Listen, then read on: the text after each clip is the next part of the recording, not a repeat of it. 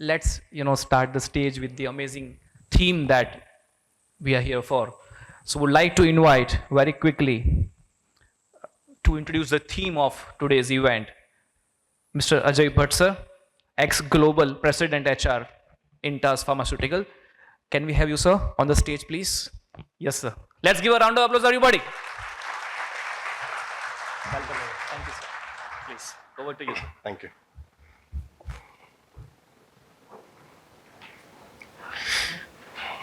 Good evening, everybody. I'm really impressed to see very few hands today when we say how many people are new. So, welcome to all those participants who is joining us today. Beginning from 2017 till now has been a remarkable journey. And the credit for all that goes to the members of SHRM who have been working each year in different functions. Even event like this or mega events has been put up always by volunteers. There are no paid professionals who are giving their time, giving their creativity, innovation to see each of these events are very successful.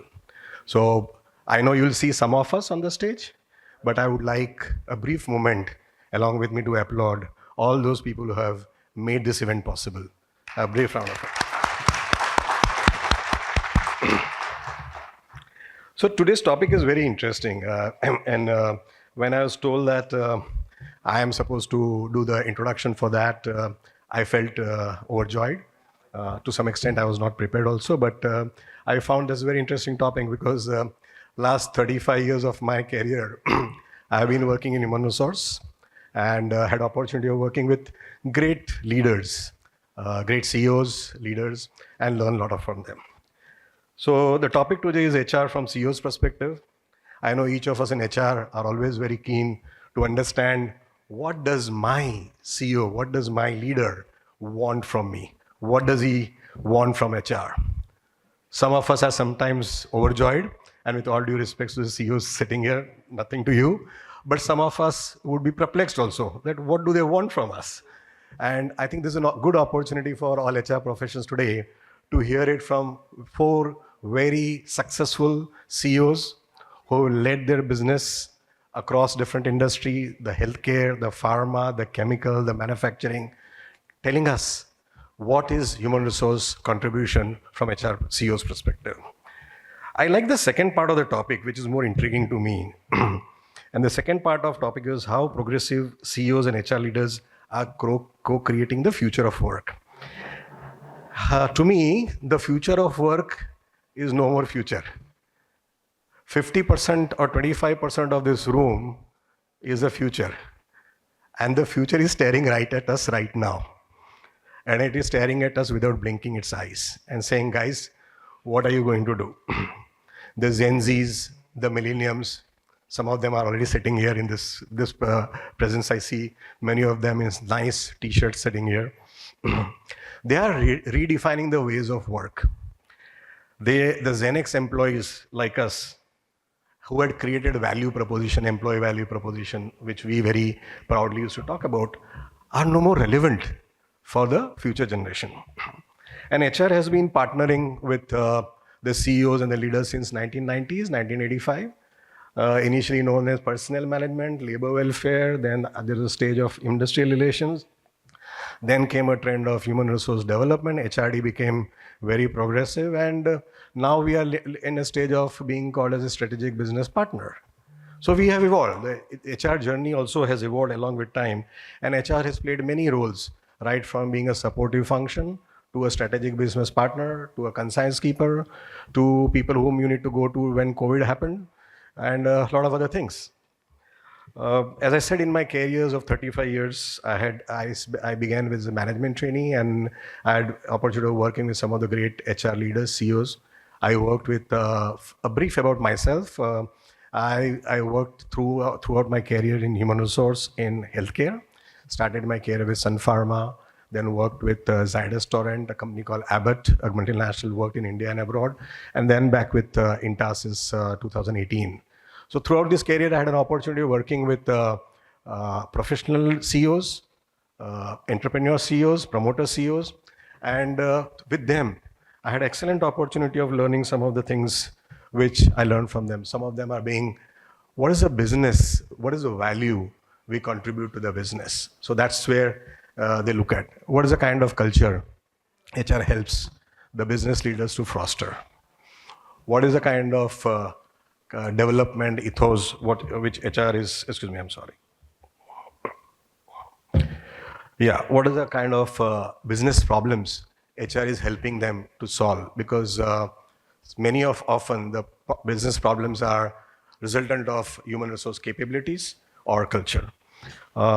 Becoming culture champion, stretching the dollar. Some of the organizations where we work, I'm sure, would also emphasize on how HR is helping a business to ensure there's a good return of investment, not on the assets, but on human capital also. So that's kind of learning which I carried forward, and I'm sure that with our moderator interacting with me, Mr. Raizada is going to interact with our CEO leaders. It would be a good opportunity for us to learn from their perspective how HR has been able to support them, what are the expectations, what are the perspective of HR being a business partner, what are some of the good things they think about HR, and what are the things they would like to give us as a message also, because that's very important. It would be very unlucky for us if, as a CEO leaders, you do not share us the wisdom of nuggets and what we can do better. So I look forward to that, and thank you very much for accepting our invitation. Thank you very much.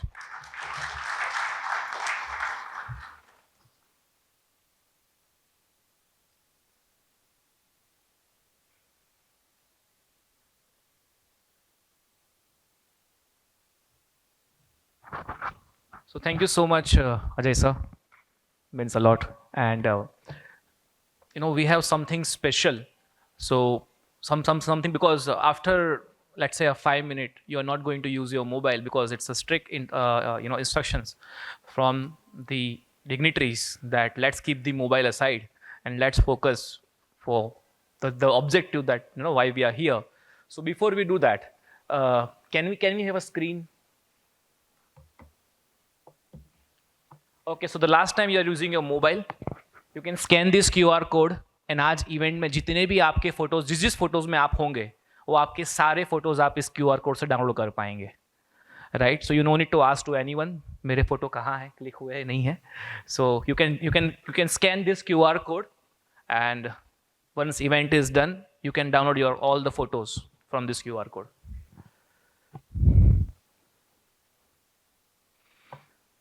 So you will see only your photos, right? For other photos, you have to ask. Right?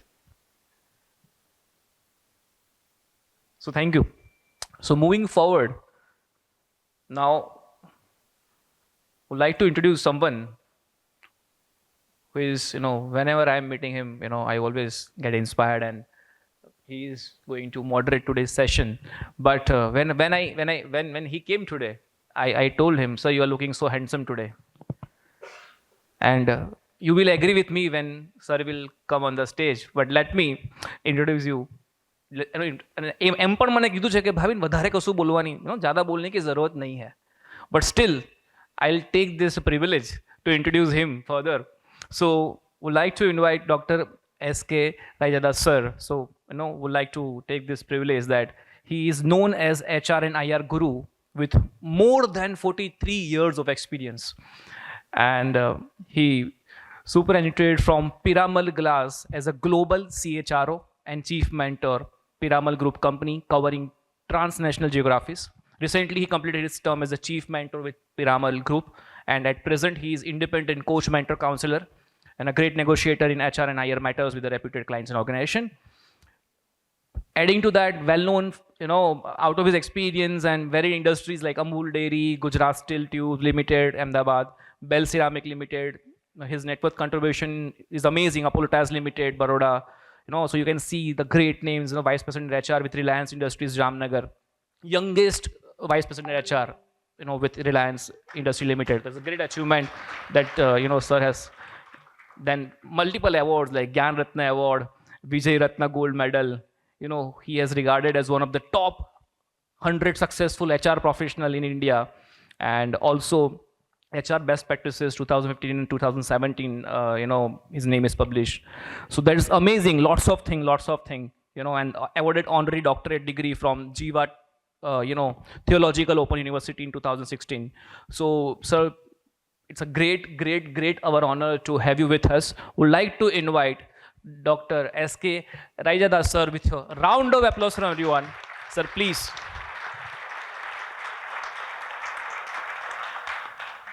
Sir, thank you so much. All yours. And good evening. So before we actually start, we introduce our esteemed speakers. I'm introducing a speaker who is a very well respected, intellectually acclaimed entrepreneur, Dr. Ajay Ranka, who is a renowned pioneer and innovator in nanotechnology based solutions and dedicated his life for developing sustainable technologies that conserves and extend the life of limited resources. He holds a PhD in polymer science and engineering from Lang University, US, and began his career in PPG Industries, Pittsburgh, USA. In 1997, he founded Zydex Industry with a vision to revolutionize the textile chemical industry. And today, they have developed over 200 innovative and world-class products solutions. It's a great achievement. It has earned numerous awards from prestigious institutions like International Road Federation, the Confederation of Indian Industry, the Federation of Gujarat Industries, Marico and INC, and many more. His contribution has been recognized globally. He serves as a board member for the IRF and has been a board member of Technology Development Board of Government of India. A very rare feat. A round of applause, please. Beyond his corporate success, he is deeply committed to social causes. He is the founder director of Shashwat Vikas Prabodhan Parishad, an NGO dedicated in transforming villages in 6 tribal districts of Gujarat. His visionary program, Prakalp Sanjeevani program, supports farmers in transitioning to chemical-free farming with one crop cycle, combining Vedic farming practices with modern biotechnology to improve yields and quality at a reduced cost. He has a deep interest in academia and he serves on the board of MS University of Baroda, GSFC University, Auro University Surat and LIT University of Nagpur. And his extensive contributions has positioned Zydex in the forefront of world-class innovations. So we are extremely delighted and fortunate to have you here, sir. Dr. Ajay Ranka, kindly grace the stage, please. A round of applause to Dr. Ajay Ranka. And would like to invite Pawan to welcome sir with the plant.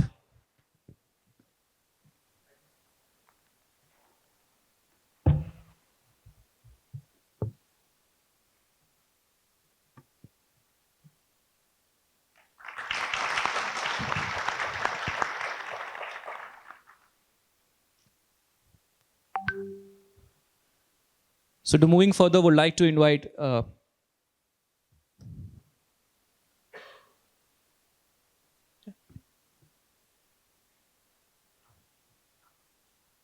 Rajesh Palkar sir, ex-GM IR Deepak Group, please. Let's give a big hand, everybody.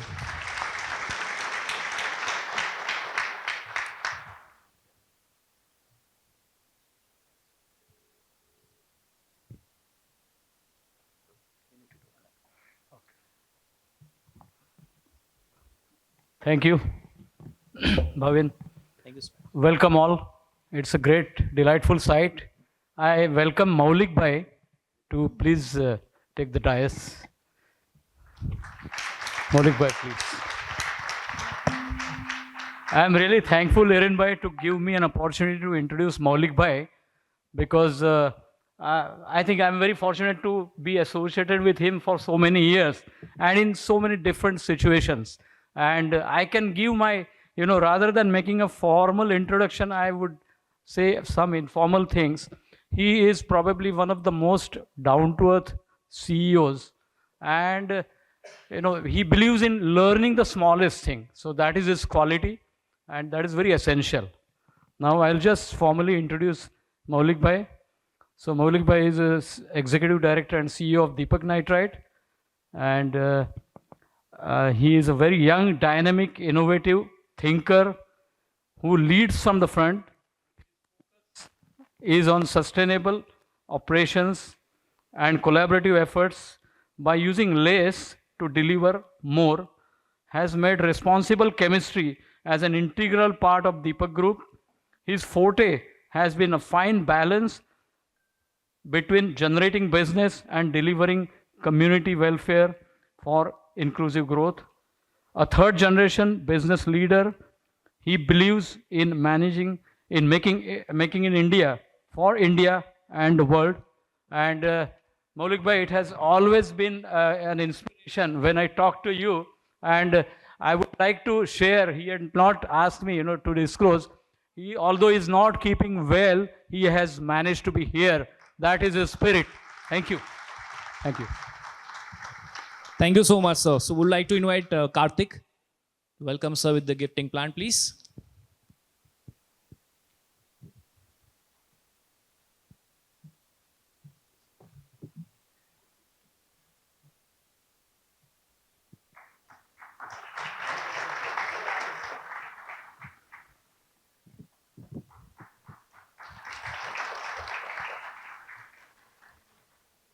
Thank you so much, sir. Would like to once again invite Mr. Ajay Bhatt, ex-Global President HR. Yes, please, sir. Intas Pharmaceuticals. Welcome, sir, once again. Over to you.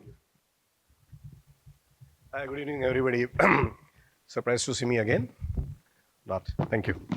So I have an opportunity to introduce a very dear friend and a colleague who started his journey like many of us. He started from the bottoms of the organization. He started as a medical rep and grew to be one of the most successful leaders in the pharma industry. He has been an expert on the domain of cardio-diabetology, but more so, he has been expert in areas of building teams, creating successful teams which have been ensuring that they carry the knowledge of medicine to doctors around India.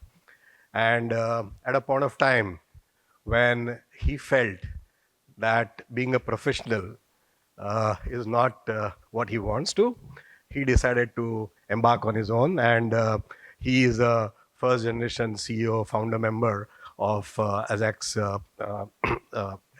Healthcare. And sorry for the name.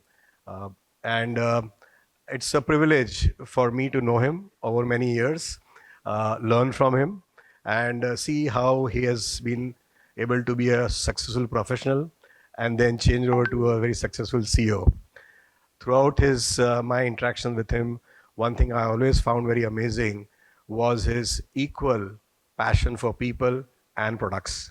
So while he believed that products cure patients, he very strongly advocated that it's people who made products. So he needs no more introduction. Mr. M.S. Nath, I'm happy to welcome you on the stage.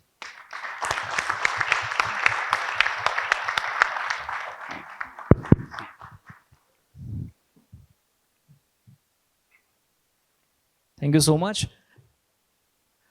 Welcome, sir. And would like to invite Archana on the stage for welcoming sir with the gifting plant, please.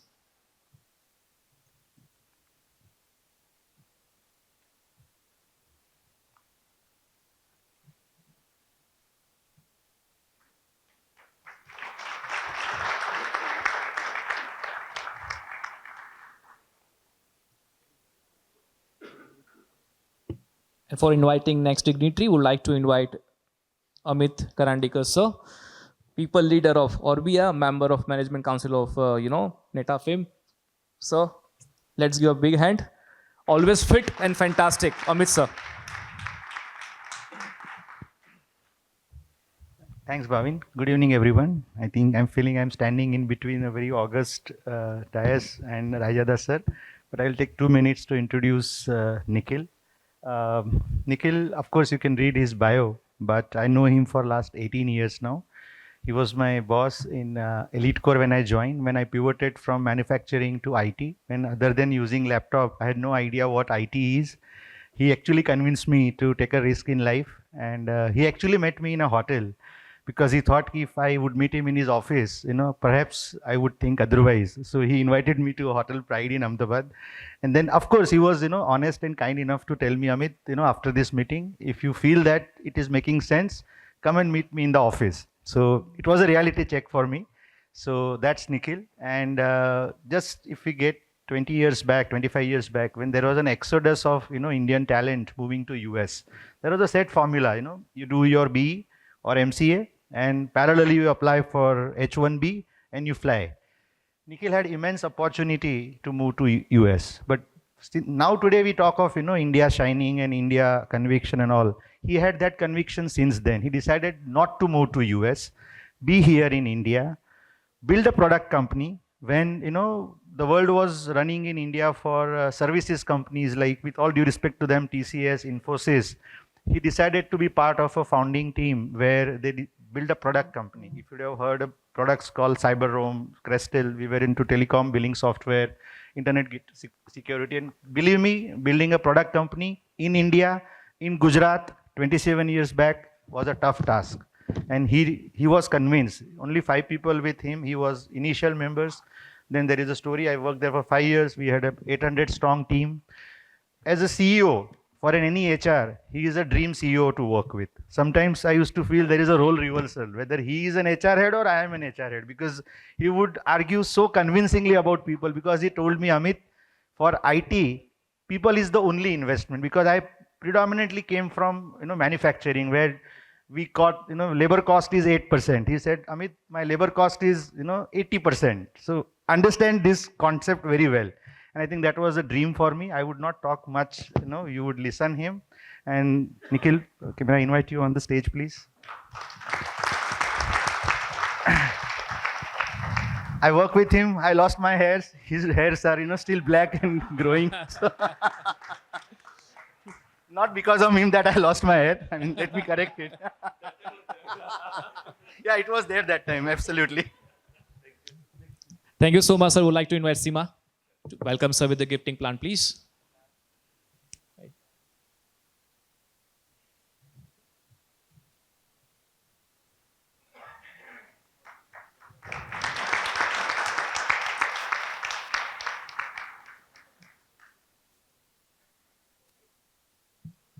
Thank you so much, all the dignitaries, and once again would like to invite Dr. S.K. Rajada sir to initiate the roundtable and to felicitate sir, to welcome sir with the gifting plaque. Would like to invite Mayur is here. Okay, Mayur, please.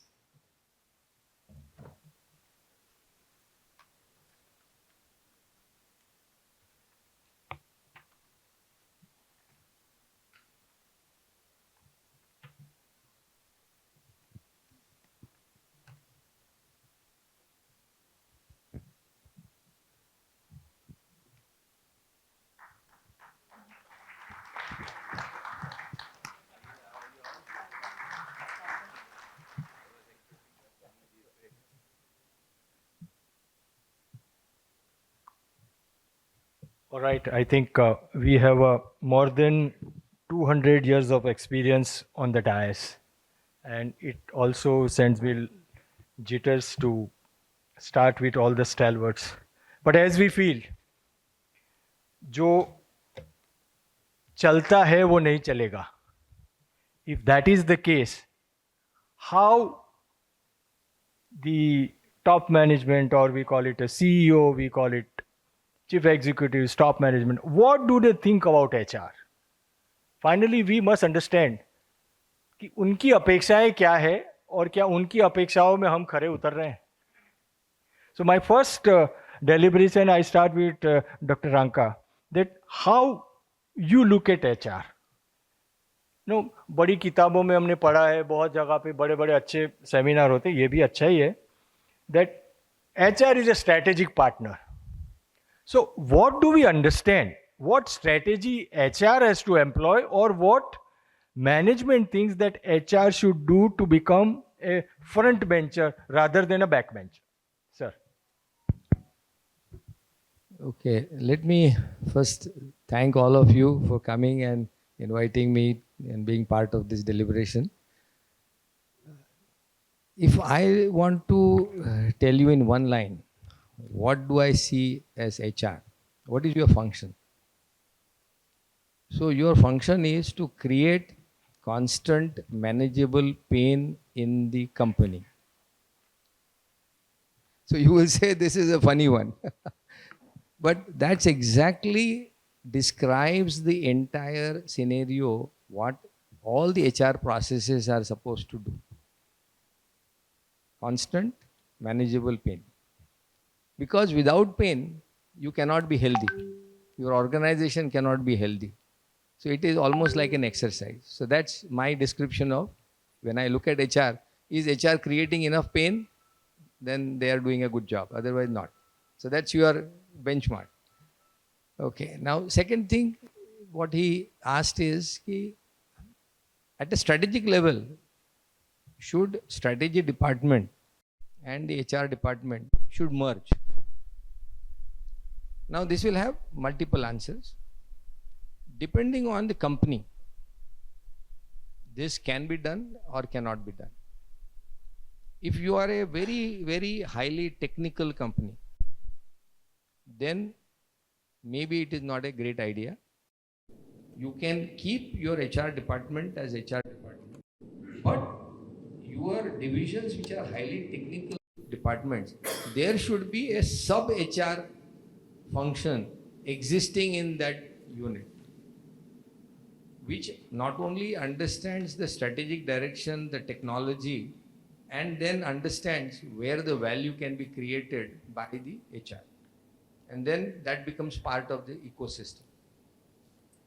Normal businesses like services, like, general manufacturing, ordinary this thing, you can actually look forward in the next 25 years in merging the strategic department into HR department. I have been advocating this for almost 10 years now in various forums, and there is a reason. See, the reason is your survival. Simple. Today, if you look at it, the forces of automation, that means AI, the forces of robotization, that means replacement of human labor at a physical level, are real. We are not denying that. The question is, first you will have to ask yourself as an HR person, are you replaceable? So everybody has to start struggling with this. So the first lesson I will give at a part of the strategy department and HR department is they must conduct an exercise every 6 months in the company, whether we will survive 5 years from now or not. And you map your competitors, you map new technologies, you see the reasons why your products will actually be not needed by the customers. That means you will become irrelevant in the economic sphere. And you need to really do a brainstorming introspection every 6 months. And generally, no trend takes a mainstream less than 5 years. It takes 5 years. You can see it on the horizon coming. So HR department as a strategy combination must do this exercise regularly. The second reason why strategy is going to be important is basically the global forces are pushing ourselves to excellence. There is a huge need of HR and strategy to work on this mindset of everybody working as colleagues. Chalta hai. This attitude runs across the country. When you really go, whether to Japan or to any evolved country, Germany or anybody, you will realize that the level of perfection achieved in every organization, in every task, in everything they do is just amazing. And I think if we really want to be a developed country, we will have to look at what are the other benchmarks where we are doing. Now let's say take example of कि भाई आपके canteen में इडली सर्व हो रही है. Have you really gone and taken the pains that the best idli will be served in my canteen? आपको वो इडली का रेसिपी पता है कि उसके अंदर पोहा डालना चाहिए सॉफ्ट करने के लिए, उसका फर्मेंटेशन कितना होना चाहिए? नहीं पता है, किसी के ध्यान ही नहीं है. वो सांबार का टेस्ट कैसा होना चाहिए, उसकी स्पाइसेस कहाँ से आनी चाहिए. You need to spend so much of energy in making everything around you perfect. That's excellence. And that's the strategy which will allow you to survive. And that is where, the sort of support function needs to come through. The last point I will put is, today we still have a colonial mindset. We still use sir, we still use tremendous respect at the top and actually a very low respect at the bottom. I started this concept in my company. I said, I need to eliminate the word employee and employer in my vocabulary of the entire company. Nobody should use the word employee or employer. So we in our company, we call everybody Zydex CMs. They're all our colleagues. And not only we should say that, but we should act like that. And that is where I would say, at a strategic level, if you want to change the culture of your company, you need to start working on some of these points. Now, naturally, strategy of pricing, strategy of marketing, strategy of all that, that may not be in the purview of HR. But changing the culture to achieve the overall survival of the company, I think is the strategy which I feel you need to look at it from an HR perspective. Thank you. Very well said, sir. HR has to create value and look for future. There has to be a continuous barometer where you test yourself, test your skills, hone your skills. My next point to Mr. Nath is that we always feel that we should create a learning organization. And the common understanding, even with the HR professional, is that we should create a lot of learning programs, training programs. People should get their skills. Is it really the learning organization? Or you want to co-create with HR that the organization needs are fulfilled, at the same time the future needs are also taken care of? Your take, sir. Largely on learning organization and how HR can play a very active role. Your thought? Very good evening to all of you. What is HR? What is finance? What is marketing? I think we all know the definition. What is MS Nath? I don't know, means there could be many things one can describe. But I think we need to look at role and responsibility. That's a name coined. For an organization, the finance department is very important. HR department is, that's a department, no? There's a sales and marketing department, production department. What is production department? What is HR department? Is a department. And then we need to think of this department has got some role and responsibility. So now what is role and what is responsibility? Role is what we do, actions. Responsibilities are results. This we all know about. So there need not be any confusion. Whenever we speak about role, for example, what is the role of HR in general? See, fortunately, I got an opportunity to work in production department of Zydex, research department of Zydex, sales and marketing, so I was there. Then I also worked with finance and this thing because I was working in the Prism department and assisting and supporting chairman. So I got an opportunity to work with almost all of the departments. So every department we looked into role and responsibility. So in HR, what will be the role? First is it, HR is we the people. Organization is run by a people. So we the people, like in a country, the most powerful is not Prime Minister or Home Minister or anybody. It is the people. They are very powerful, right? So we the people is a nature. So organization will be great, outstanding, whatever the rank they want to achieve. Ultimately, everything will happen with the people, with the people. So we need to look at that we get the best people in the organization.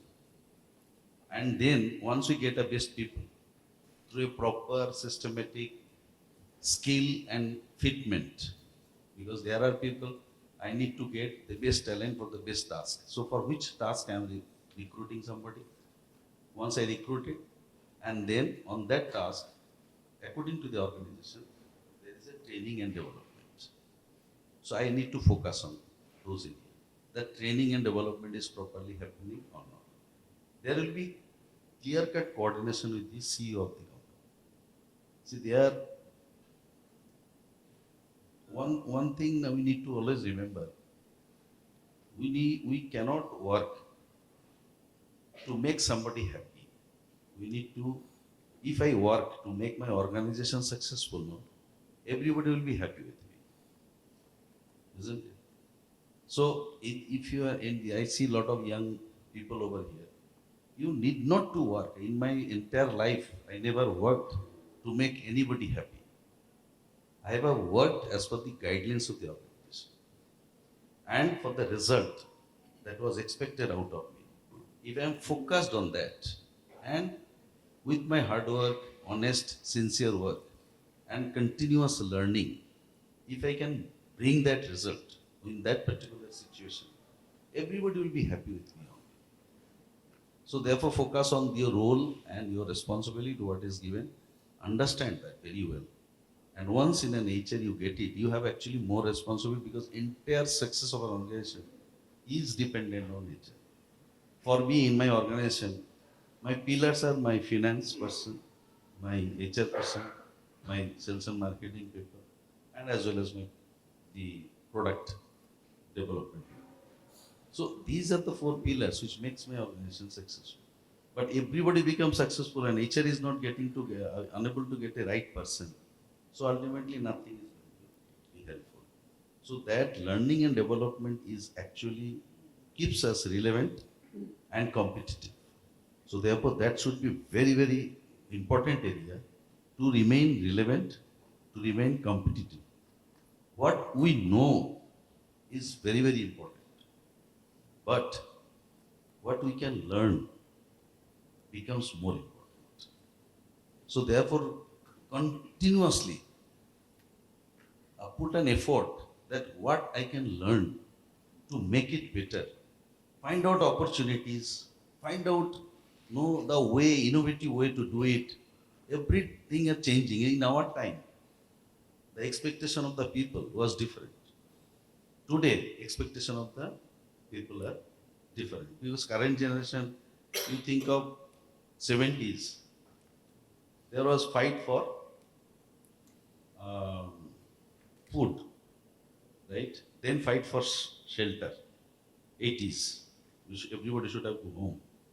And then fight for 90s, some luxuries. Currently, I think majority of them are having a food, shelter, and at least vehicle, cycle, TV, television, dining table, all these things. When the basic minimum phone, all these things are there. So minimum luxuries, minimum, they are what is called food and shelter. These are no more need for them. What is now important for them? That we need to understand. What are they looking forward? See, therefore, it is not just money which is going to help them. So continuous learning, somebody will look for a lot of learning. Learning will keep them in the organization. Somebody will look at comfort. Somebody will look for happiness. Somebody will look for satisfaction. So we need to look at on all those areas. If and who will look after all this to the people? The department called HR. If constantly the people working in HR is really working for the people, trying to understand them, and the role and responsibility given to them. What are the role means? What are the actions they need to do? And then out of that actions, what is expected? The attrition I have to reduce, if that is the responsibility. Then role will be, how can I select better people, keep them trained, make them happy. So these are the actions I need to do. So learning and development is very, very important. Wonderfully explained. The role, responsibility, and what you should know, that what you know, but it is also important that what you don't know and how you are going to acquire that knowledge. So my next question is to Maulik bhai. You are running a large, vast empire where there are business-driven initiatives and driving performance. How you see role of an HR in driving those initiatives, or how HR can contribute in business-driven initiatives? Your thoughts, sir.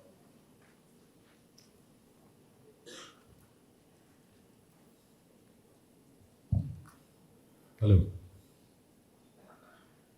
First of all, thank you for having me here on this occasion. And Dr. Raijada, you mentioned 200 years of experience on this dais. I'm very glad to contribute my many years of experience in that 200. By the way, I also want to mention that when I moved to Baroda, one of the people that I had the opportunity to learn from happens to be sitting on my left. Only right now, when he was mentioning about how he calls people in his organization Sidexians, I started thinking about what that would mean for us. And then, I don't know, I thought of a lot of things, and we would all be Deepankars or something.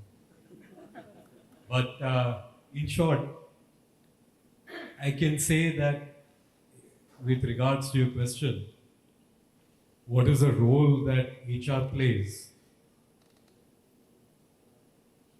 I'm lucky in the sense that I think I have the best HR leaders in the industry.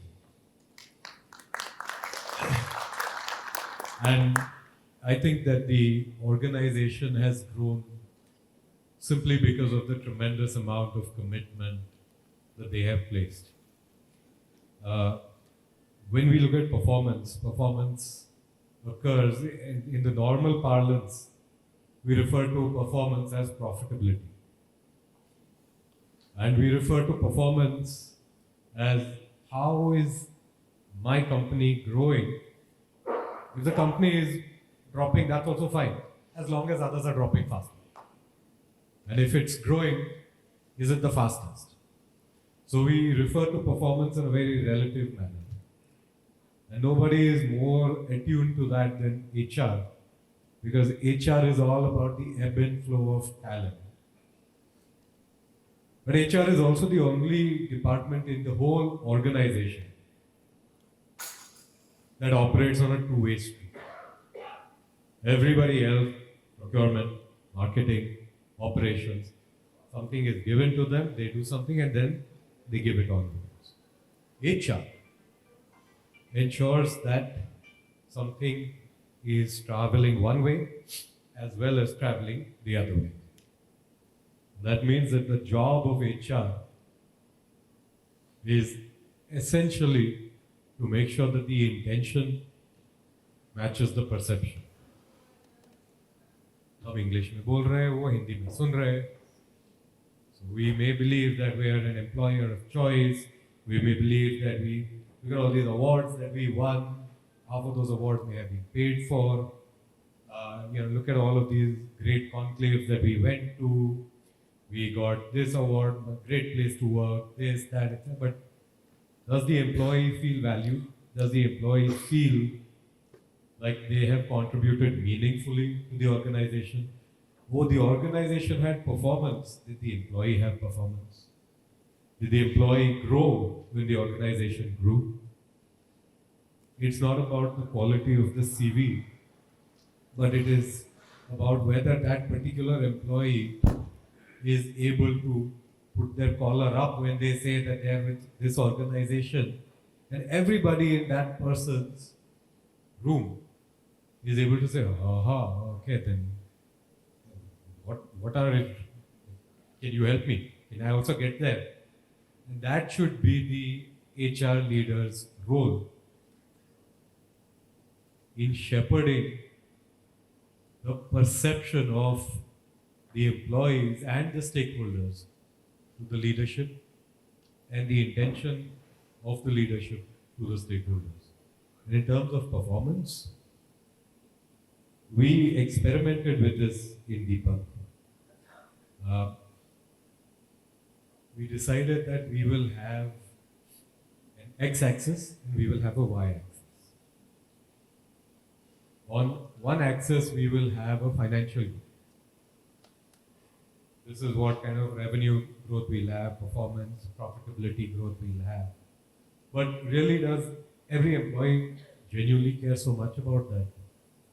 So, on the other axis, we had what we will call depend on Deepak. Every employee, every potential employee has a choice, their time, which is the most valuable thing that they own, their time and their investment. Can the company create value by giving them a reason to invest the next hour, the next year of their life into the company? Are we able to say that that employee has a reason to depend on Deepak? Does that employee have a reason to reject another offer and remain committed, not just to the person sitting next to them, but the person that they meet once in a month, once in 6 months? What is the reason to stay committed at the highest degree of personal investment to the organization? And for that, what my HR leaders decided to do is take the onus, partner up with other decision makers and say, we will create an interdependency matrix. Nothing happens because of one person trying to clap his hands very, very hard, not even a CEO. But by ensuring that all stakeholders are treated equally with dignity and all stakeholders are clearly invested in making sure that other stakeholders also succeed. By the way, not a job that's easy, and not a job that can be done by anyone but HR. So in Deepak, they created an interdependency framework, which means that a large part of my success can only be a success if the people that I depend on have been successful. And so much so for them as well. And that is how they were able to map depend on Deepak. And can I also tell you that they had huge challenges. Huge challenges.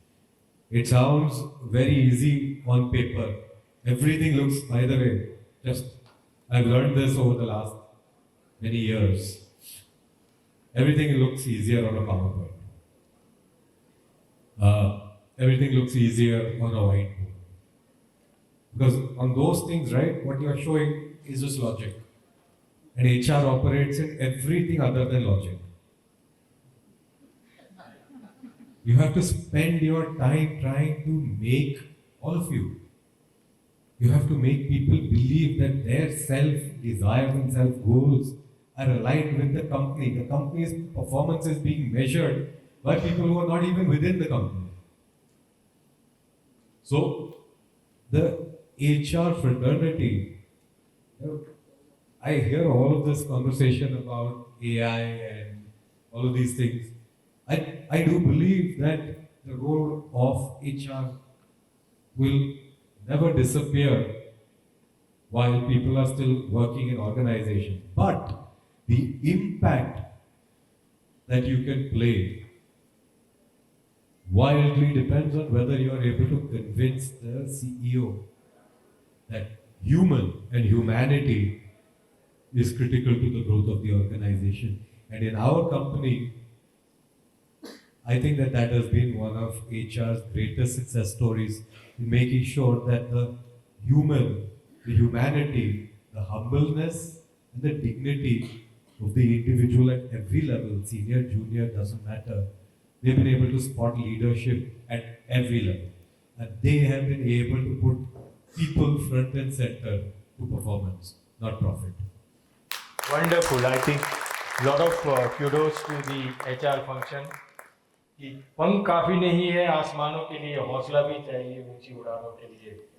So that's a great narration by Maureen bhai. My request to Nikhil bhai would be that when we say that our organization has to be future ready and we should embrace the change. So what kind of future ready organizations you look at it, and what role from CEO's lens HR can play into that? Yeah, thank you first of all being over here. I will tell you the story which Amit started in the beginning, and I will tell you how HR become a critical role. So coming from the engineering college, starting the company, product company, and coming out with a good product, we got early success, and we reached out to the across India with our product. And suddenly our I was young, and we were that time the issue was the IT team used to be very young. Until 2014, our average age was only 30 years. And to grow the organization, right, the problem was to bring the good competency outside Ahmedabad or Gujarat in Ahmedabad. And coming out as in freshers from the university, getting the product right, getting the early success, you're not understanding what the HR means basically. What is the organization processes, policies? Because, and that's what the future problem is also. When you're working with a millennial, they don't understand the structures. And I will give you another example. When I was in NVIDIA, so in India, we're mostly driven by control system. We would like to have a performance by controlling people, right? So that's a one. I will park that over here. So when I interviewed Amit, rather than interviewed, it's a wrong word interviewing, right? I got the reference of Amit through some influential person, and I was very clear in my mind how to influence Amit to join the organization, because at that time, he has a much more experience than all of us, ex-Reliance, ex-Intas, right? Senior than us. So I just have a discussion, and as he said, I said everything to him, being very transparent, and then I leave on him whether he want to join or not, because it was a very tough decision for him to come from the very secure job, MNC organization, comfortable life, convincing and joining the startup, which might have its own challenges, right? And I'm saying the role of HR, by the way, with this story, right? You will get it. So he joined. The first thing what I got, so everyone wants a good HR, but then everyone was saying me, Nikhil, are you sure this person will do? First, he was the most highly paid person in the organization. That's a risk what we took, right? And then he was non-IT. So he was not knowing IT, and we all were IT, understand code and all those things. So पहला question ये आया, are you sure ये समझ लेंगे? Respect आता था age को देख के, right? मैंने कहा yes, I am sure, because we need process and all those things. And the way, and my problem was I wanted to focus more on the product and all those things, and I was really looking for the support who build the people, culture, and the processes. And the processes which are future ready, because if you are inviting, and this I'm telling the story when you grow the company from zero, where we reach. And that also very fast. So I was looking the people coming from the organization like Cisco, Amdocs, TCS, and they get the same culture what we have, or what experience they are getting over there. Because if you bring somebody from Ahmedabad, we have different culture, chalta hai, pressure, right? And when the person comes with experience, is an expectation of standard payroll, processes and all those things. So that's what HR did, and that's what a great HR person can do with your organization. Basically, he can set your organization right. Now, when you say the future ready organization, if you are and at different stage, you need different kind of HR people or the different culture. One culture cannot fit across the organization when you're going from startup to the MNC to the limited company. So if you are the startup, you have to be very clear. As I'm mentoring on a lot of startups, startups has a different mind frame. Entrepreneur doesn't understand. He understands, he knows everything. He's the best HR person, he can manage the team. So future ready organization, you need the organization which has a vision to grow to certain benchmarks. If you want to go to that benchmarks, first bring the HR, establish your culture, because culture is also wrongly used when people say we have to build a culture. For manufacturing is a different culture, for IT is a different culture, for pharmaceutical is a different culture. If you talk about IT, 90% workforce or the performance is depend only on the human beings. And it's very tough to keep them motivated.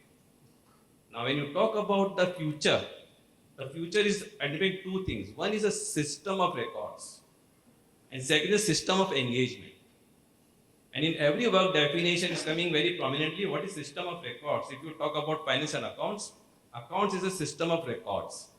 When you talk about HR, payroll, attendance, all those basic things are system of records, which will probably is taken by the automation or the AI and all those things. What is the system of engagement? Now that's what you have to really think about. System of engagement is engaging organization, every people for the performance. So let's say KPI, KRAs, motivation, influencing, right? So I think the future ready organization is who is prepared for the engage, and same applies to their customers also. So if you don't engage with your workforce, how your workforce will engage with your customer? So I only say one thing when I really go to the startups, and what I have always kept in my mind, create a system of engagement, whether it's inside organization or outside organization. That's what I want to say. And then in the future we can talk about AI ready and all those things. But for me, create a system which has a system of engagements, not a system of control or system of records. It's all outdated or it's automated. Wonderful. Decontrolling the systems and engagement. That should be the key takeaways. नाथ साहब, आप employee भी रहे हैं और अभी employer भी हैं. So, what are the business versus HR challenges? There are business challenges when you grow in an organization, and there are HR challenges. And where do they meet?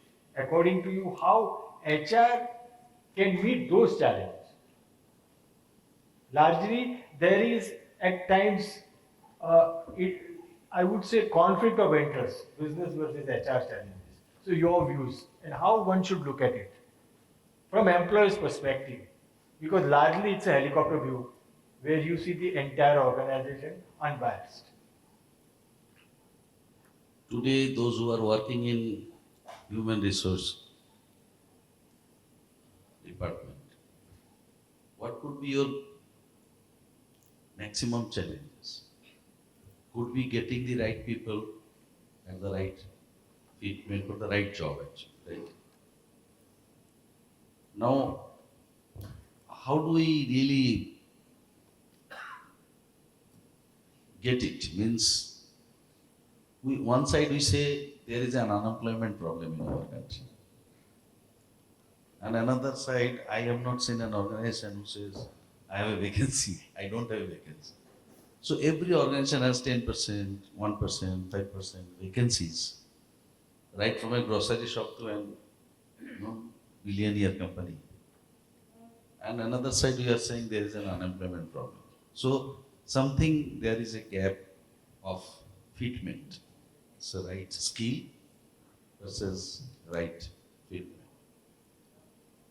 Now our education, it's a whole lot of things. I think it has to work out from the education system onwards, then looking into what does our country require. everybody cannot go to general school studies and this thing. But however, now coming to, I am also just thinking, no, what everybody will be benefited out of all discussions happening. Means if I am there and I am listening, and suppose I am an HR employee, I know what will be my benefit by sitting here, coming, taking so much of pain, and what is my take-home message actually. So that's what I am thinking, what I can really tell them, which they will really remember and could help them in their, performing the job and getting a better opportunity to deliver. I'll find out and I will say something. So before you go, let me think about it, because taking so much of pain and coming over here, and then you need to know something very unique and fantastic so that which can really help you in your life in time to time. Now coming to your question, as an employee, as an driving a business, as an employee, I'm fortunate that I worked in an organization who was constantly growing. So 30 years I have worked in the same organization. In 30 years I got 18 promotions. So no, nothing to clap about it. It's about me. So, and it was not my relative or uncle or somebody's organization, right? It was an Gujarati organization. I'm a Bengali, so there is nothing on family relation. And as Ajay sir said, he was my HR when I came to head office also. And we had an opportunity to work with him, and he has found, we are very hardworking people and committed, and I have never felt it was not my organization. So I was challenging everybody for every decision, right? If I feel it is not a good decision for the organization. So as an employee, as I told you at the beginning also, you need not to work to make anybody happy. You need to only focus. Suppose what I expect from my daughter.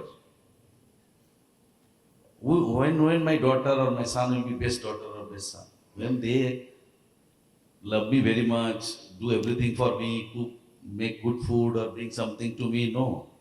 If they are very focused on their education, very focused on their discipline, if they are very focused, what is expected from a son and daughter as a student or this thing, if they become very successful in life, is he not my best son and best daughter? Isn't it? So therefore, all of us sitting over here, if you are having some responsibility, let us focus on our role and responsibility and do it so well so that my senior, my organization, my colleague becomes proud of me. That is the first thing. It comes from my behavior, my skill, the way I really perform my job. So every area of your life, you think that what can I do which can really help everyone in the organization or in the profit of the organization or in the growth of the organization. And as a person who is driving business, whether you are owner, co-founder, or you are the CEO, every time you need to really seriously think, what will make this man happy? Now everybody's happiness is not similar. Somebody will be very happy if he is given a flexible time working. Flexi time working. Somebody will be very happy. It depends on whether I am talking about the employee working in a factory, or I am talking about the people working in the research center, or I am talking about the people working in the field, or I am talking about the people working in the creative of IT platform for forum. So if suppose they are in research or they are in IT sector, do they really every day come to office and work? Or an administrator, if need to come, do an research fellow every day come to office? Maybe a factory man has to come to office every day, right? So I have to really customize the need of the employee and then work out then we go for Chinese restaurant, or generalized restaurant is also there. Chinese restaurant is also there. Continental restaurant is there. But do they have only 2 or 3 things to eat? Whatever they want to sell, or they give all options. And the person who is coming for dining, he choose out of that 2-3 items. So I think, I don't know, somewhere we keep something, policy of the company for everybody. Why don't you keep the entire policy and take you 5? You have a budget? So any 5 will be able to fit in that budget. So keep 5 policies, when out of your 10-15 options, like flexi working, support related to what is called a special training required, some skill support required, or somebody needs a commute support, how to come to office, this thing. So putting all together, you give everything and then ask, okay, out of that, which this thing you need, which one you need, which are the 5 you need. So let them select which are the 5 they need, which will be fitting into their own requirement. Also, the organization as a management, it is very, very important to think that can we give them support, emergency support, personal support, financial support. Not by giving money. I'm saying, suppose do I know how to, do I have a counselor or somebody who will tell me how can become independent, financially independent when I reach age of 50. Once you reach the age of 50, you continue to work, but you should not work to run your family. You should then work for your passion. You need to have financial stability that much that now even you don't earn, you will not be having a lifestyle changes. You'll be able to maintain your lifestyle. Are we giving that training when somebody is joining us at the age of 25, 30? So that one support. Second, do I really give my children counseling for education purpose? To my organization is going to look after me? Is there some scheme is there to take care of my parents? Is my organization having something? So that I can be totally free of my all burdens and give 100% of my thoughts, energy and motivation for the organization. So I expect that organization should look at critically that many people may not have parents also. So you need not to give it for everybody. Everybody may not be very highly interested for the promotion. They don't want to leave their city. So the HR person should sit with their, a HR person must be managing up to 70 people. 50 to 70 people per person must be managing. So those 50, 60, 70 people, they need to do the profiling. Who needs what? And accordingly, they'll be creating a checklist, work with the CEO or management, and then these are what we need. And they will ensure that there is a better performance, more satisfied, more happy, and there is hardly any attrition until unless there is an emergency, and they really continuously learning, developing, and evolution is happening for the organization. So wonderfully explained need of an employee and create a support system. That's the need of an hour. So Dr. Ramkab, how we can define the core competence of an HR when we say we are also planning to merge HR in a strategy? So according to you, what would be the couple of features we could create core competence for the HR? Or how you look at it? What are your expectations when you say he is a competent HR person? So what do you look into it? I think the most important, if I have to be in HR, the first thing I would tell all the HR people is to build an innovative mindset. Are you really innovating something? Are you really improving? And what is the innovation? Let me define for you what is the process of innovation. Innovation is killing your today. So, killing your today so that you can create a better tomorrow. Correct? So that would be my key sort of advice, saying that that's your job. Now the question is, what part of organization you want to kill today? Because you cannot kill the entire organization today. That's the prioritization. And that's where you need to sort of debate yourself, saying that what needs to change, what needs to die, what needs to go, how do I refresh myself. The second, I would say, the really core expectation from the HR would be that have you made the people, and I will again now let me point out, this stage is still using the word employee and I hate it. Let's, as an HR, stop using this word employee. You are colleagues. So make sure that there is a happiness index which you create in your organization and you actually measure it. And are people happy? इसके अंदर CEO का बड़ा role होता है. मेरे company में एक तकिया कलाम है मेरा, किसको भी मिलता हूँ फर्स्ट क्वेश्चन इज हैप्पी, और बेचारा हैप्पी नहीं भी होएगा तो बोलना पड़ता हाँ सर हैप्पी, एटलीस्ट हंस लेता.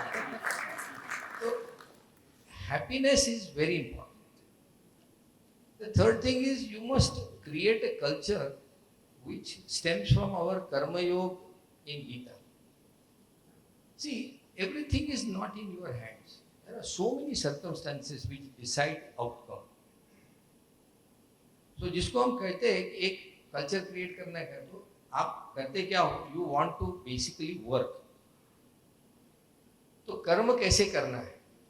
आई am taking you in a little philosophical manner, but these are important things. कि कर्म जो भी मुझे करना है, the act which I am supposed to do. So I will apply one principle called, is it beneficial?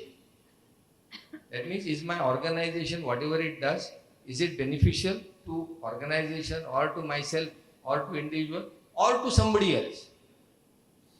If it is beneficial, do it. But if it is causing harm to biodiversity, if it is causing harm to somebody, if somebody is losing money, don't do it. HR must stand up and stop it. That's the job of an HR, to keep the conscience of the company. Now, the second criteria to be judged by the karma is going to be whether you are doing it with all your might of mind and physics. Every colleague of yours, is he working with his full mind, full physical strength in the best what he can perform? Evaluate it. That's what the Gita tells you. Do it the best. And then the third is, while they are doing their task, while they are doing their karma, are they enjoying it? And teach them how to enjoy it. Be happy about it. If they enjoy what they do in the organization, there are many functions. Whatever is the outcome has to be good, or you don't worry about it because you have already enjoyed. So, every colleague of yours enjoying his every minute of life and achieving a fulfillment, I think, is your goal. That's my take on this. Thank you. Innovative mind, happiness index, and mixed with the Vedic science. So that is a real and enlightening thought. Maulik bhai, you are also studied from Columbia University on industrial and organizational psychology. So my humble request would be that what do you expect and what are your views, soft skills versus hard skills for HR? How you see that there has to be a combination of an HR guy with soft skills versus a hard skills? Your thoughts, sir? Fully soft skills. 110% soft skills. And for what it's worth, most professions over a period of time will eventually convert into soft skills. The more senior you become in any organization, over a point of time, what is valued is your soft skills. Your hard skills will be replaceable. Your soft skills will become permanent. And nobody does it better than HR because you require EQ, IQ, SQ. But we've all learned about what these words mean in textbooks. What's absolutely key. I talked to my my executive assistant. I say that his job is to make me look good. The job of HR is to make all of their colleagues look good to their management. That's the job. But unfortunately for HR also, the situation is thus that a marketing person can come back and say, quick win.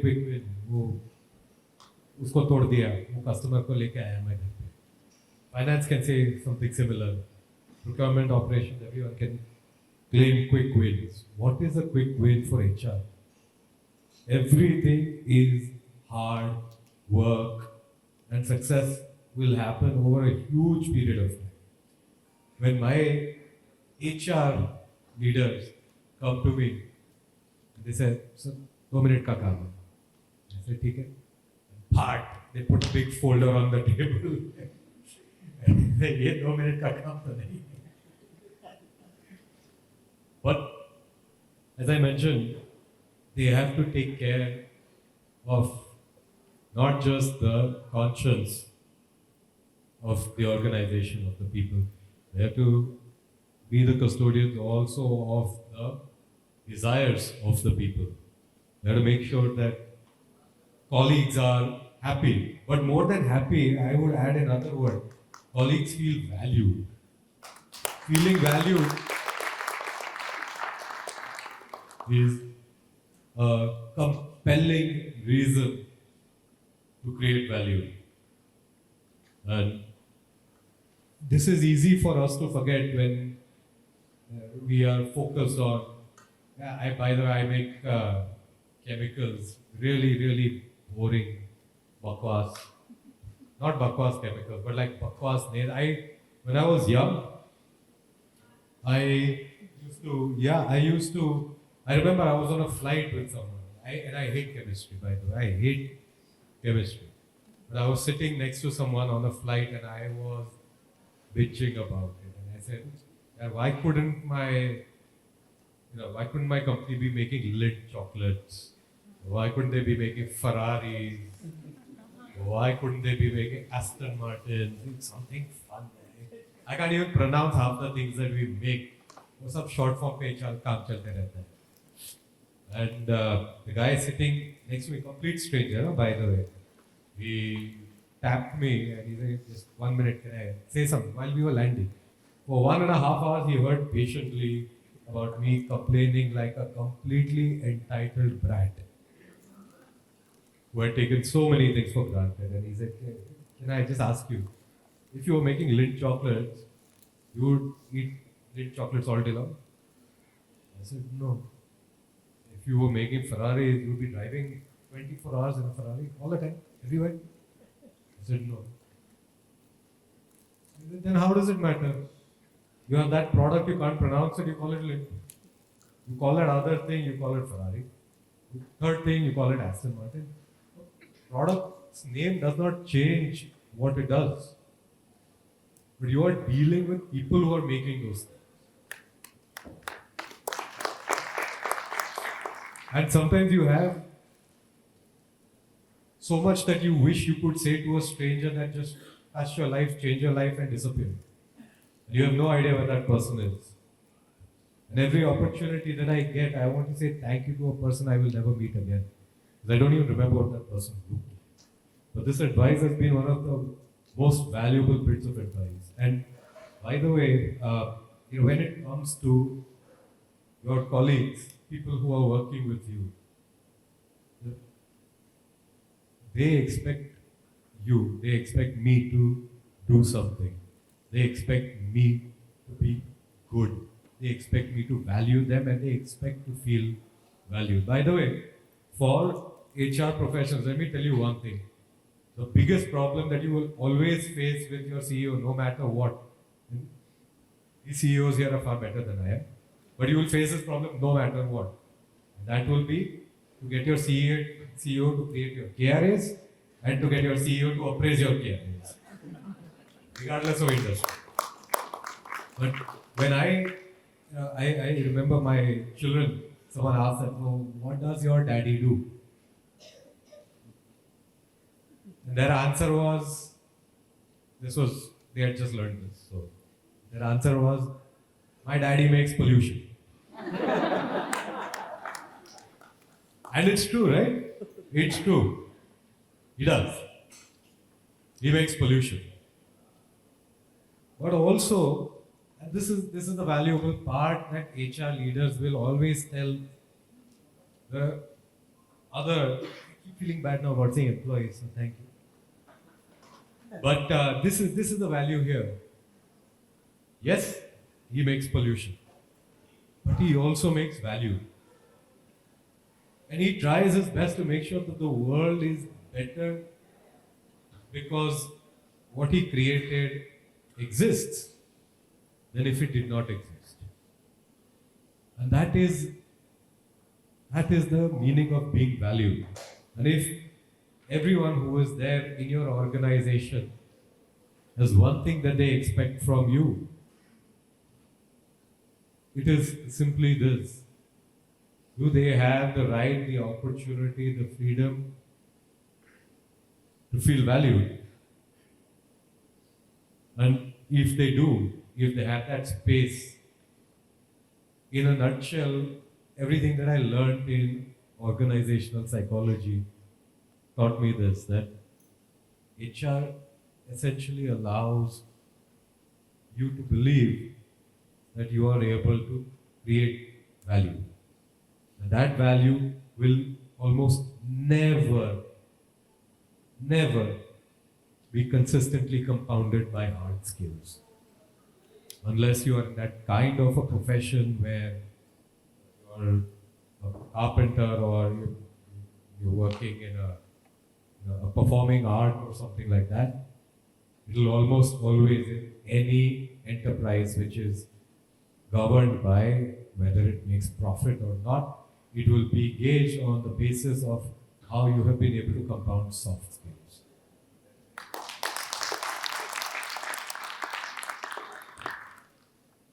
Custodian of an organization and feeling valued. I think these are the real insight into it, that value creates value. If you are valued, you create value for others. That's the real crux of your success, your organization success. Nikhil bhai, when we talk of HR as a change agent, and we always talk in many forums, many places, we read that HR has to be a champion of change. So how do you see it, and what do you expect that my HR guy should be a champion of change? What kind of your thought process? Yeah. So first, let me bring every down to the poor expectation of the CEO from HR today in the real world. Hiring, retention, leadership building, engagement, and keep improving the performance. Now, this is a core competency. Second, I will talk about the change agent also. I've been lucky to see NVIDIA का नाम तो सबने सुना होगा, right? So NVIDIA is the fastest performing company, right? Intel has gone down, and my son is in NVIDIA, right? And he's passed out from IIT, passed out from CMU, and he joined NVIDIA. And you know the culture what these US companies have built, and I will tell you from where the problem started and why we talk so much about HR, right? And that has to be very clear in everyone's mind. The key takeaway. They pay so much, when you come at the home, half of your complaint goes away. Even though they have a complaint also, right, the ESOPs they are getting and all, okay, fine, we'll do something better. Whether they work 4 hours, 5 hours, NVIDIA doesn't care. So first, they attract the best talent, and they put them on the work by fulfilling them. Now, why I've given this example? When the organization is performing well, probably they don't need HR. HR do the basic job. And the work is that's growing so fast because of innovations and all. Why HR is required when there is a constraint of resources. And HR being asked to manage those resources and keep organization performing. Now that's a reality. And that's what CEO keeps on asking. Whatever we are talking about, right? What we are asking, make workforce performing more. So the hiring and retention, leadership engagement, capability building, those are the keywords when you go back to the work. फिर आप जो भी बात करनी है करो. Now coming the change agent, right, or the change.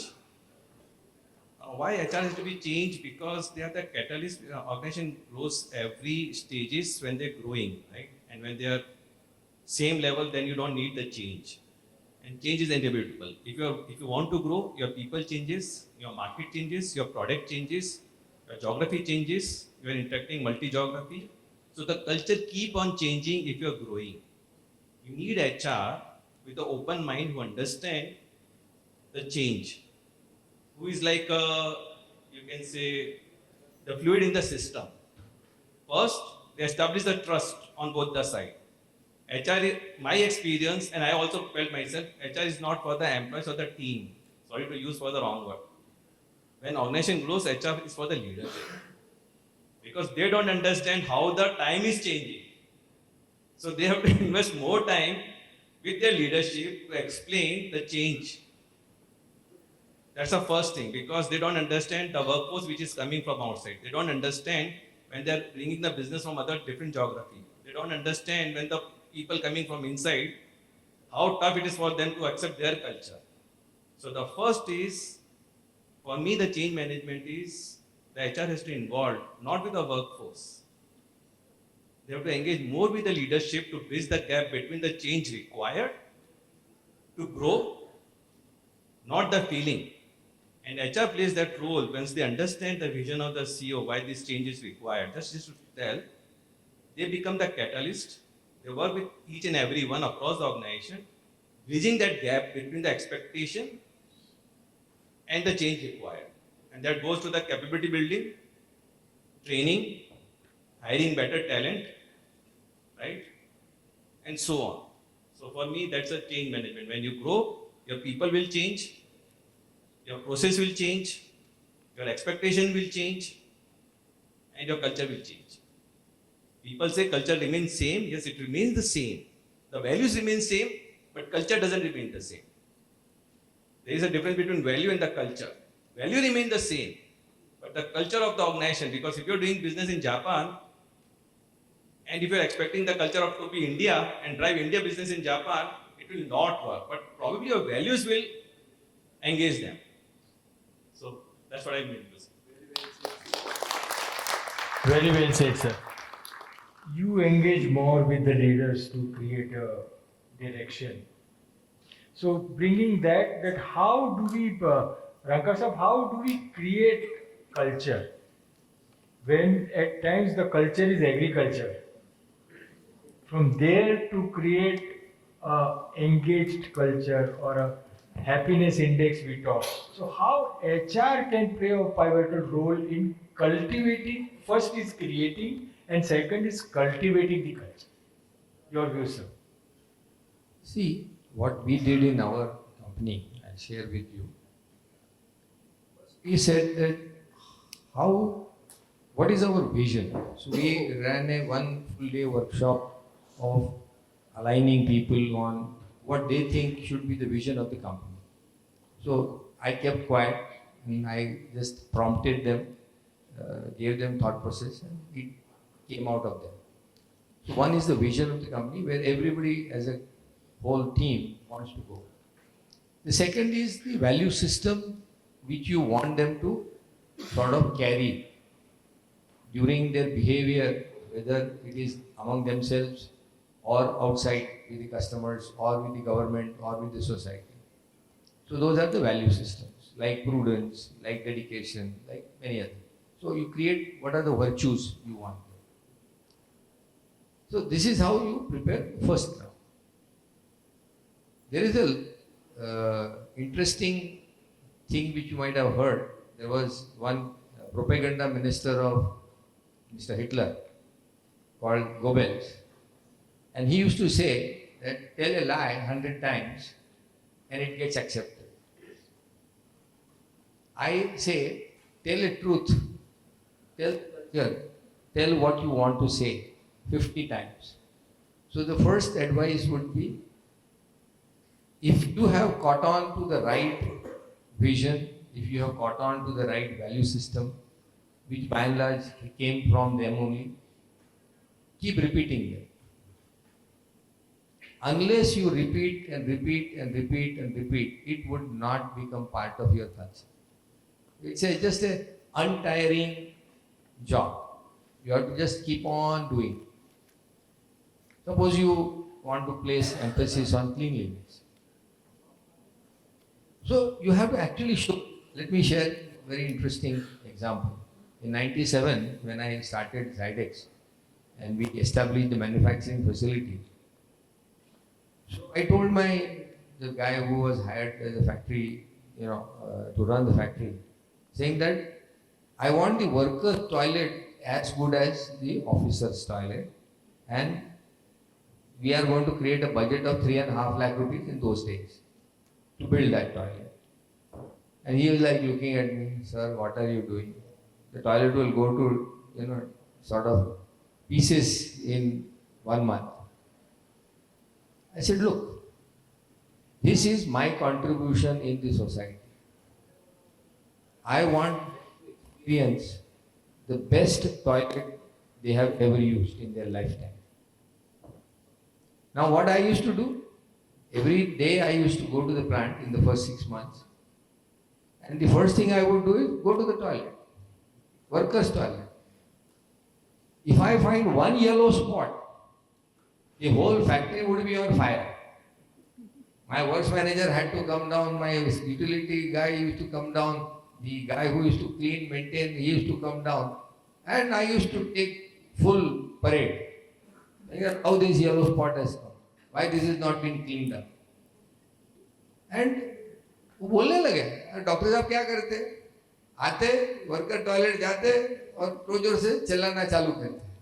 But that was a part of the culture.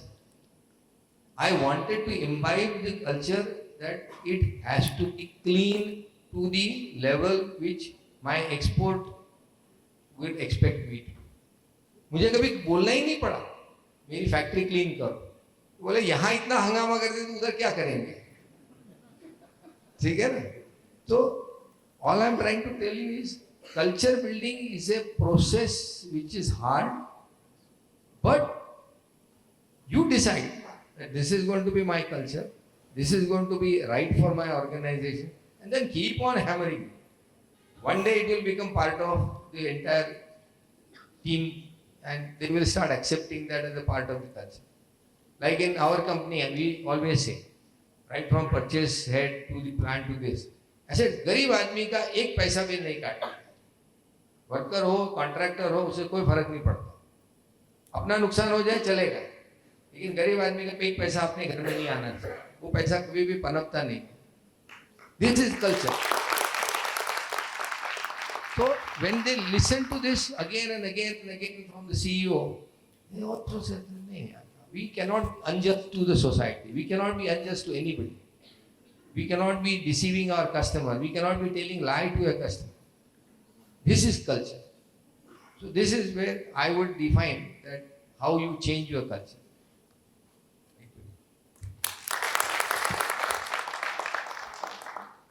You have to have a right values and go on repeating. So that creates the mindset. I have that slot. I kept that slot and couple of questions have already come. So, are you enjoying? Yes. Should we continue? Yes. Thank you. So, Mr. Nath, you have started your own venture and you are from our vintage, I would say. So you have worked with the generation X, Y, and now the Gen Z, they call it. So what are the challenges in managing Gen Z?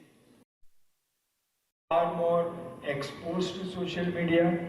Their expectations are far more different than what we used to have, and how in those challenges, how HR can help the organization and the employer to meet couple of challenges. All cannot be met, but how far this can be possible. So largely the challenges of Gen Z and how you look at it, that HR can help. Your thoughts? See, as I told you at the beginning, my grandfather in 60s was working for no arranging food, and then the shelter and current then luxury, and current generation is actually looking for something beyond. What I really found that they want to have happiness in life, they want to have satisfaction in life. And now there is a very popular word, less chill, cool, something like that. So very popularly used. They are very sincere, and I think they are more mature than from our generation. First of, let us accept it. We're more smart, very sharp, quick to adopt. So let us have a very high respect. Gen Z, they are really high energy can be driven towards the right direction, and they can bring wonder. So I think they look forward. They write working hours. They look forward their skill development, so that, and they also want to know that after 5 years down the line, where they will be in the organization and what will be their role and responsibility. They want a career progress planning. Second, I don't know, there is a lot of debate about 90 hours, 70 hours working in a week and all this. But basically we are taught in science by our teacher, and my value system says 888 formula. Right from student to adult age. 888 formula means 8 hours you have to sleep for having a good health. Without a good health, I think it will be difficult for you to perform anything. 8 hours sleep, 8 hours for student to study, professionals to work. Remaining 8 hours, so you have 2 to 3 times eating, right? 1 to 2, then your hygiene factor, then your cleaning factor, and then you have family, you have friends, you have something to bring. So that 8 hours is also short, but still you have to manage within that 8 hours. So 8 hours is very good, consistent 8 hours. I am not saying that sometime 8 hours. So make sure that 8 hours sleep, 8 hours very sincere working, commitment towards role and responsibility, and 8 hours for family, friends, and self.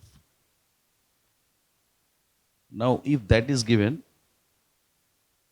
and of course, you have to adjust it in a week. Not every day is not possible. So sometime you may have a less sleep, but in a week you try to make up. And weekend you need to give them. Gen Z, we are one of the first company who started giving weekly off, Saturday off, even in the field. So that responded very well. And of course now many companies started the giving weekly off. Otherwise their family life, number one. Number two, their health parameter is deteriorating. I mean, if your health parameter is deteriorating, then how can you expect the good performance from them and energetic performance from them? So these are the area I think Gen Z looks for. So give them skill development, training, explain their future, and make them comfortable to work. And I will be very happy. We are unable to do, and I'm sure if it is possible, give them, and I request the HR department can take that initiative wherever possible, that please create a quarterly or half-yearly review on their spiritual, mental health part, right?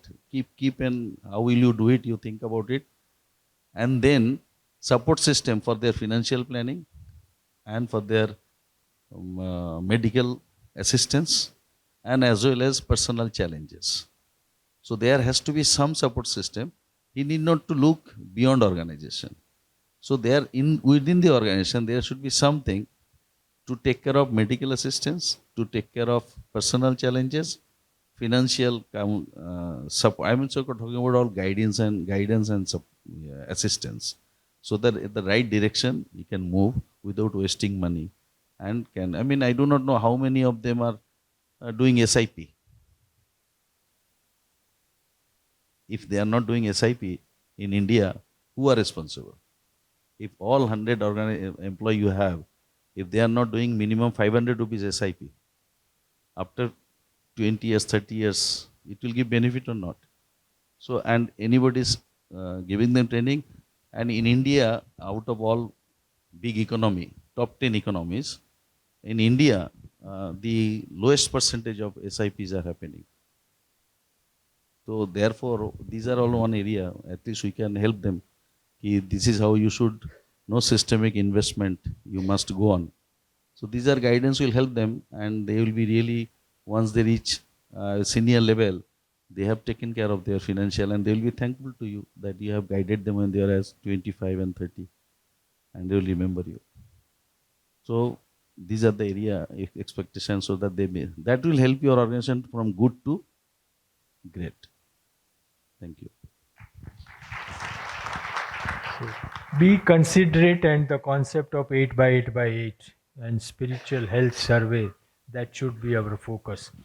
So that brings me to you, one of the dilemma of, I'm speaking on behalf of the HR professionals sitting here to Maulik Bhai, that many a times there is a HR interest versus the organizational interest, and there is a dilemma in HR professionals.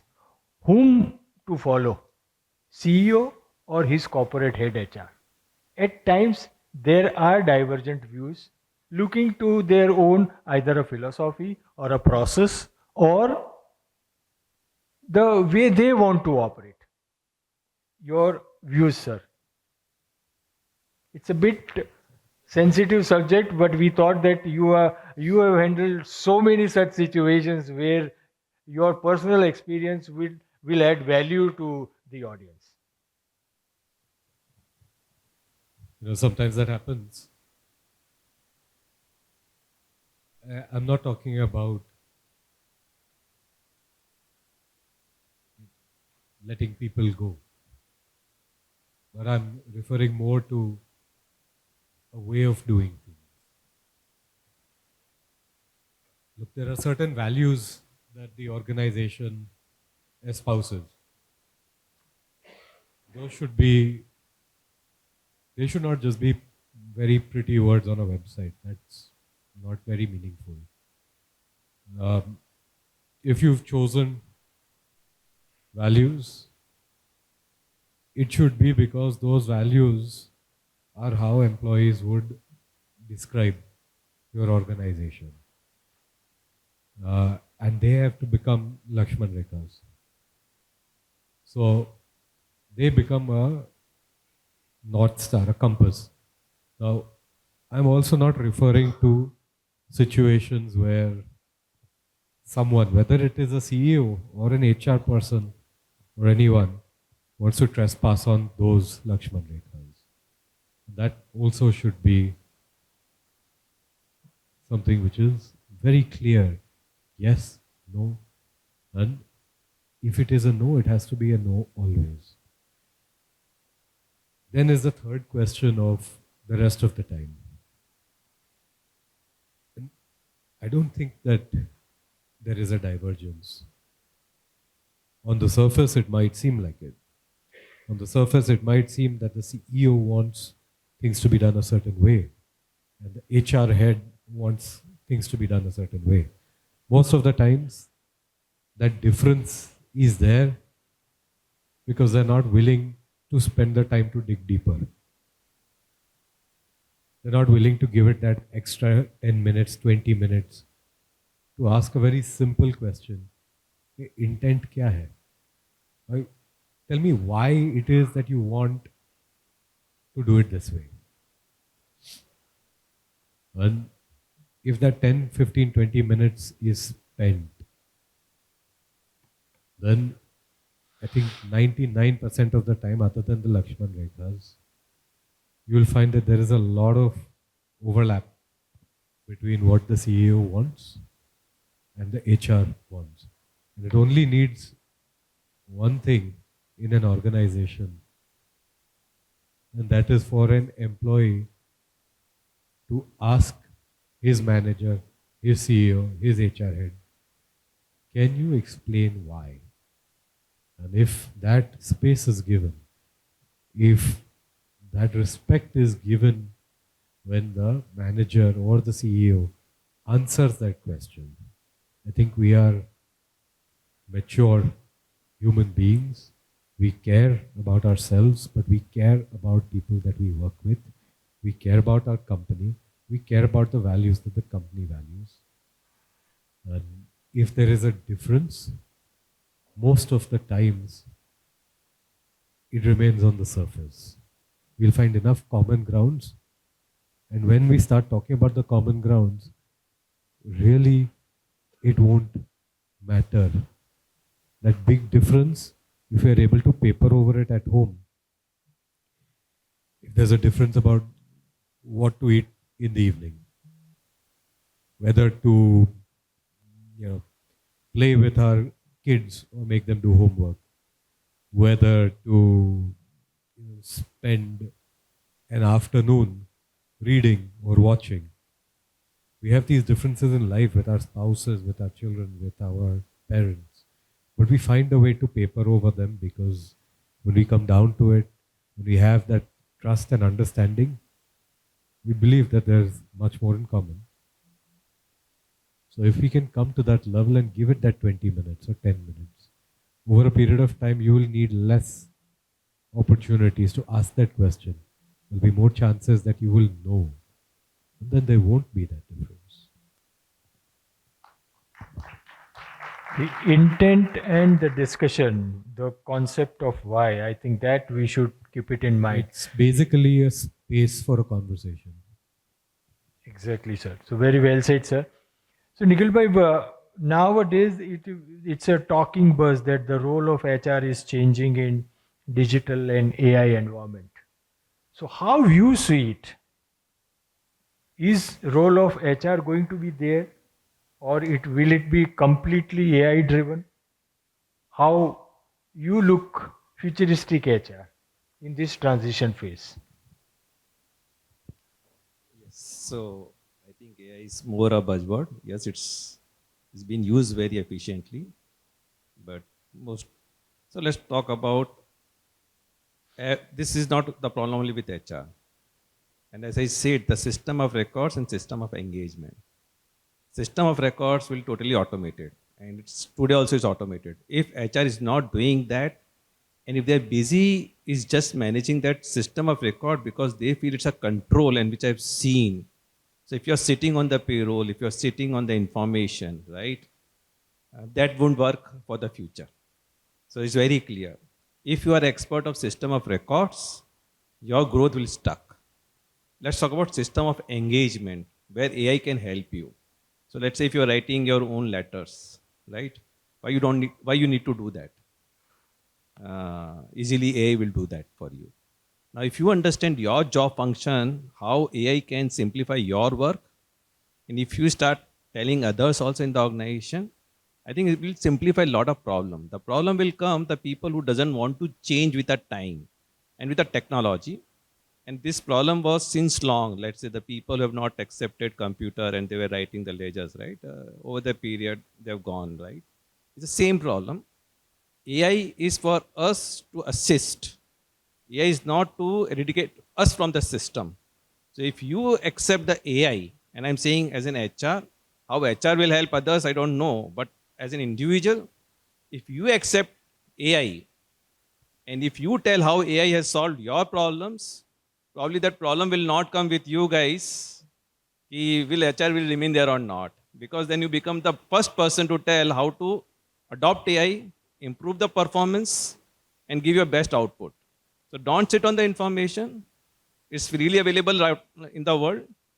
See that information converts to the knowledge, and knowledge to the action. That's simple mantra. So everyone knows the AI, everyone is talking this subject. I only talk one subject. Don't sit on the information and don't try to control any system. Leave that on AI. Use AI to solve your problem. That's it. So, acceptance of AI and leave the control mechanism. That should be the buzzword. So, Ranka Sahab, I will request you that what is your personal success mantra? How you have been able to achieve so many things, and what is your driving force behind this? Because every person, great person, has a personal value system and philosophy which they put into action. So your experiences, sir, which will be benefited to the entire this young crowd sitting here. See, my personal mantra is very simple. You came in the life one time. You don't know whether you will be reborn or not. Agreed? Unless somebody is sure, then there is a different story. So, what is the purpose of life? Life's purpose is to be happy. So, don't carry tension. If you really carry tension, your efficiency starts dropping. And if you really want to be happy, you need to enjoy what you do. So, one question I always kept on asking from my early career, do I enjoy or I don't? So when I decided to come to India, I came and actually worked in India in my Chota Sa family business for 15 days, 20 days. And when I was going back to USA, I asked that question, did I enjoy? The answer was yes. Second time the answer was yes. I said, okay, I got the answer. I can be comfortable coming back to India. So you have to just ask that. And to me, other than being happy, what else is there? Now, happiness can come from different phases. One can be coming from your family, which is very dear to you, and that should be number one. Number two, you should have wealth to, enjoy whatever you think you can. So you should save a lot of money. You should also enjoy as you go along, But most important thing, which has driven me, particularly in so many areas, is to improve this world. See, when you go back away, let's say, one question I would want myself to be answering is, would somebody remember me 100 years from today? Probably not, for most of us. But then, can we attempt to do something for which we can be remembered? And if you can find that answer, then do it. And I think that has been my guiding force. Like, I'll give you one example. Stop. I have nothing to do with agriculture. I'm a polymer scientist. I understand nothing about agronomy. And today, with the passion that India, future generation must eat nutritious, safe, tasty food, has driven me in the last 10 years, invested a lot of money, which I have never invested in any project, to create an entire set of technology to make it happen profitably in one crop cycle and actually for all crops, a universal technology. Now that gives you happiness. That's changing the world. That the way the future will live. So think about that, how future will live. You need to commit yourself to sustainability. Why I am saying sustainability? We are all visiting this planet in the 21st century. But believe me, people who are going to visit in year 3000, and when the history will be read and they look at us, we are going to go into the entire history as the most selfish and stupid grandfathers and grandmothers ever visited this planet Earth. Believe me. So, Your job in 21st century is to create sustainability right from conserving resources all the way to recycling 100% and a sustainable lifestyle. So I think these are the few things which motivate me, which drive me to create innovations or to run the organization. And I always tell people, if you don't enjoy what you are doing, please put in your resignation letter on the same day and tell, I don't like you, I don't like what I do, thank you very much, I am gone. No problems. So that's a blunt message. If you want to be with us, be happy, love what you do. Otherwise, have a nice day. We'll be always happy to have a cup of tea or coffee with you. Thank you. Wonderful, sir. Enjoy what you do. So, Mr. Nath, share your experiences with HR, which you cherish, and what could be the learning for the HR guys from that, from a CEO's lens.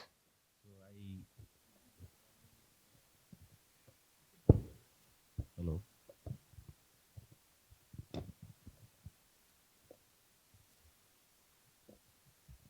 Sir gave me the idea which I was just thinking about. I promised you that I will tell you something which may be very helpful and help you in day-to-day life. I'd like to take up this point of happiness. Now, since I am from pharmaceutical and got an opportunity to work 15 years in research, and you know, Zydus is the only company which has come out the NCE, new chemical entity, saroglitazar. So India is the Zydus, the first company in India which has discovered a molecule which failed. America, Japan, and Europe, they also did the research, but they could not come out. But Zydus has brought that product. That is called NCE, new chemical entity. Otherwise, Western countries are actually discovering molecule, and then we do use those molecules. So I got an opportunity and being so lucky to work with them. Now from all those learning, I am giving you 5 minutes, five critical understanding of being happiness. You know, there are 4 hormones that our body has got, which makes us happy. Now in absence of those hormones, whatever my advice you listen, whatever you see, you get in life, you cannot be happy. Because you are in absence of hormones. Now what are those hormones? The first hormone is happy hormone is endorphin. And let me tell you, if somebody is under depression, unhappy, sad, anxiety, go to a doctor, doctor give them medicine of what? Medicine of increasing happy hormone. So he give either to increase his serotonin or he gives to increase his dopamine. Because the oxytocin and endorphin, we don't have medicine to increase. So these two heavily increased, so therefore you get into happiness. Now come back to you, how you do get those hormones and remain happy. First is endorphin. Endorphin hormones is released from the body when you are in active lifestyle. Means you are cooking, washing, cleaning, walking, swimming, cycling, whatever you do physical activity, that gives you happy hormone named endorphin. Name is not important, but you remember all these activities gives you the happy hormone. So if you are not doing any activity, sitting, idle, watching TV, so and continuously doing like this, there will be high chances that you will not be getting endorphin, and over a period of 4, 5, 6 months, 1 year, you will get into depression. Number 2, which is serotonin. Serotonin, how do you get it? Serotonin primarily comes from sunlight. So at least come out direct or indirect sunlight and get with the nature, greeneries, go for a walk or come outside, have some nature walk, wherever it is, and then you will get the free air. So whole day sitting inside the room is not a good idea even on holidays. Come out for half an hour outside, meet people or whatever it is, and in your garden, whatever is nearby, go there and come back. Direct, indirect sunlight or this thing. Second is good food. If you are having a good food, which you like and tasty, food should be healthy, we know, but only healthy food is not going to give you happiness. Healthy but tasty. So what in your all you select some healthy food, and out of that whatever tasty for you, you take it and ensure that you are eating those type of food. So tasty food, healthy tasty food, and sunlight as well as environment will give you serotonin. So therefore, if you are always eating something boiled because of your somebody said you for weight reduction or something, you may reduce weight. Your parameter of dyslipidemia, what is called lipids profile could be good. Your BMI could be good. Everything could be good, but you will be sad. Correct. So quantity could be less, but have some good food. The food is very, very important. That is number 2. Number 3 is dopamine. How do we get dopamine? Dopamine is having a very good family environment, very good organization environment. What sir is telling, that in your company, wherever you work, spending good amount of time, if your colleagues are good, organization culture is good, and what if you are doing, if you are enjoying all those, so that gives you very good dopamine. And in your family, if somebody is appreciate you, if you are well appreciated, and you are appreciating family members, in friends, so if you are doing all this, a lot of good environment of positive thinking, positive talking, if these things are happening with friends, families, in office, if you have a lot of positivity, your ear is actually gives you dopamine. So good music, good talks, appreciation, and good environment gives you dopamine. And final happy hormone is oxytocin. Oxytocin is generally comes from body to body contact. So body to body contact, playing with the child, playing with the kids, hugging, not दूर से नमस्कार करने से नहीं मिलेगा. You have to you see your friends, your somebody very close to you. If you hug them, and if you play with your pets, with your kids, and then with your family, so all body to body contact gives you very good oxytocin. If these almost have covered your every part of life, so if you have a very nice life like that, then and good friends, good family, good food, good sunlight, good physical activity, and good organization environment, then you will be surely very happy. So remember all those, you need all those 4 hormones. Appreciate somebody. बोले यार इतना भी तारीफ मत कर. बोलो no, I am taking dopamine. Thank you very much. Actually, your final question is Your experience with HR. I have always very good experience naturally. For me, HR is actually mother, and marketing and sales are father. They are revenue generation, and mother is actually taking care of everything, right? So whenever I am in any need of something, so I generally take the help of HR. HR is somebody who has all right to reprimand me. HR is somebody where I can really get a shoulder to cry, and HR is something whenever I need support and any way of support, personal, professional, I can talk to them and they are there to take care of me. So HR is a very, HR will take care of AI. HR will be taking assistance of AI, but it's not, somebody is telling HR is not there, means you are talking about an organization without people. I told you, HR, one last line I like to tell you, who is the best police officer in your territory? When there is no need of police. Isn't it? No crimes. There was crimes. So the way he has developed the system, the way he has educated people, the way he has taken the cameras and everything he has kept in such a way, security system is developed in such a way that there is no policeman required in that area. He is the best security officer, police officer, best inspector, whatever you say about it. So in an organization, when there is no need of so-called HR, everybody is HR. He is actually ideal and best organization. When everybody thinks I am the HR, he says I am also HR. Human relation by you. Everybody has to have, no? So your manager, your leader, your CEO, your finance, everybody behaves like an HR. You are talking like HR. Yes, I am an HR. So HR has to make everybody HR, is what is expected. Thank you very much. A wonderful description that HR is the mother. I think one of the finest adjectives we have got.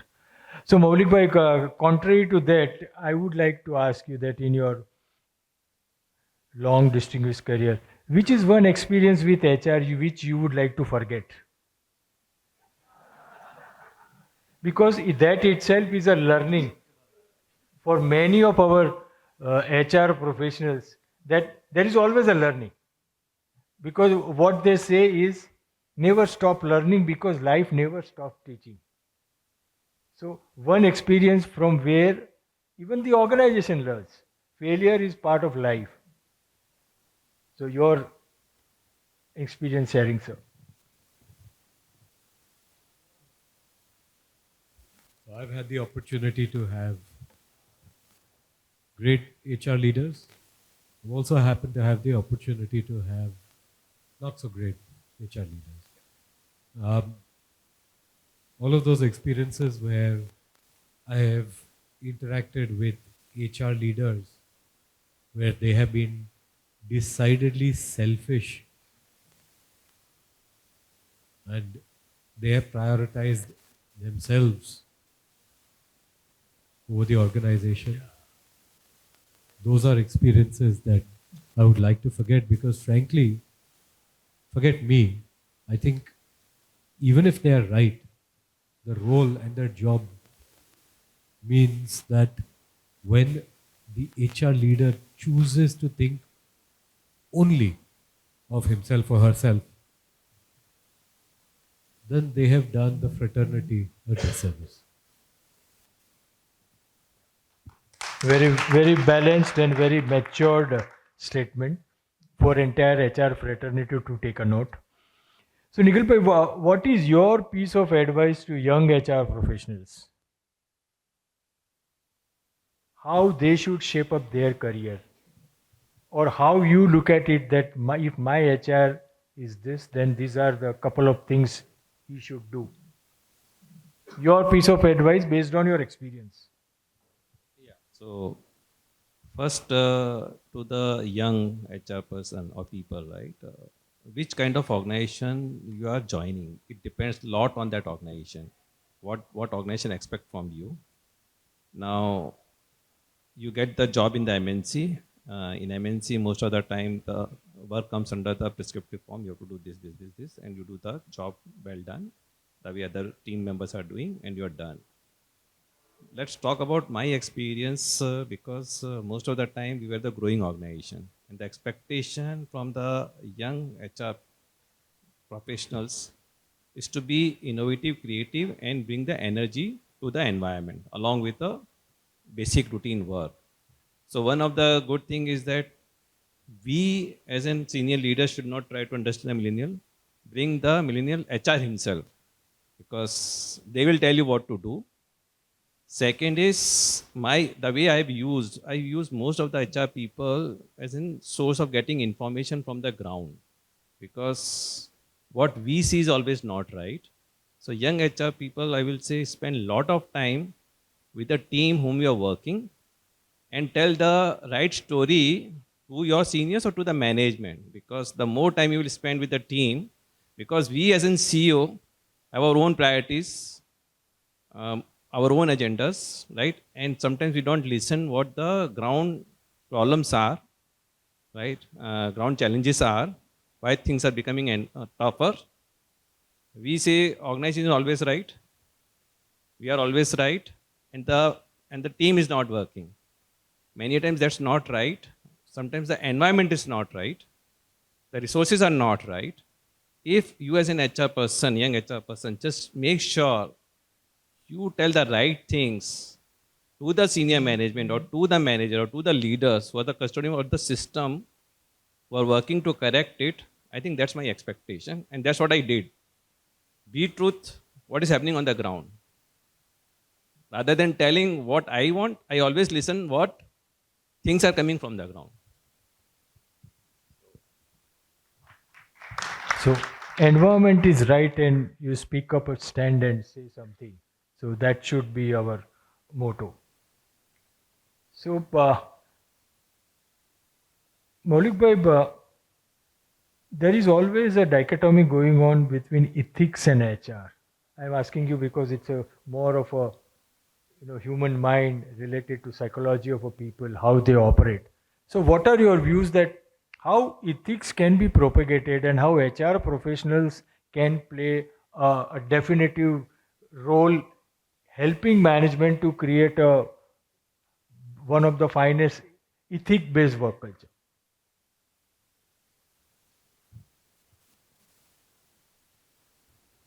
Dr. Raijada, I genuinely wish I had an easy answer for this. I remember 15 years ago, our CEO asked HR a simple question that when we're interviewing candidates, is there an assessment that we can do which will allow us to measure their honesty and integrity? And I think we spent a lot of time asking that question and spent a lot of money asking that question. And that answer, I don't think there is a universal single answer. This is a test, this is an assessment, and basis this, you can be confident that this person will not. Ethics is also a very funny thing because sometimes I feel like people start imagining that ethics is a luxury. Everyone can be ethical when they can afford it. But when they cannot afford it, they will have a weak moment. They will ask themselves, what should I do?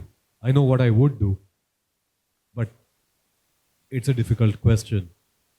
And if you ask me, if there was a way to clearly put a label and a stamp on someone and say this person is ethical,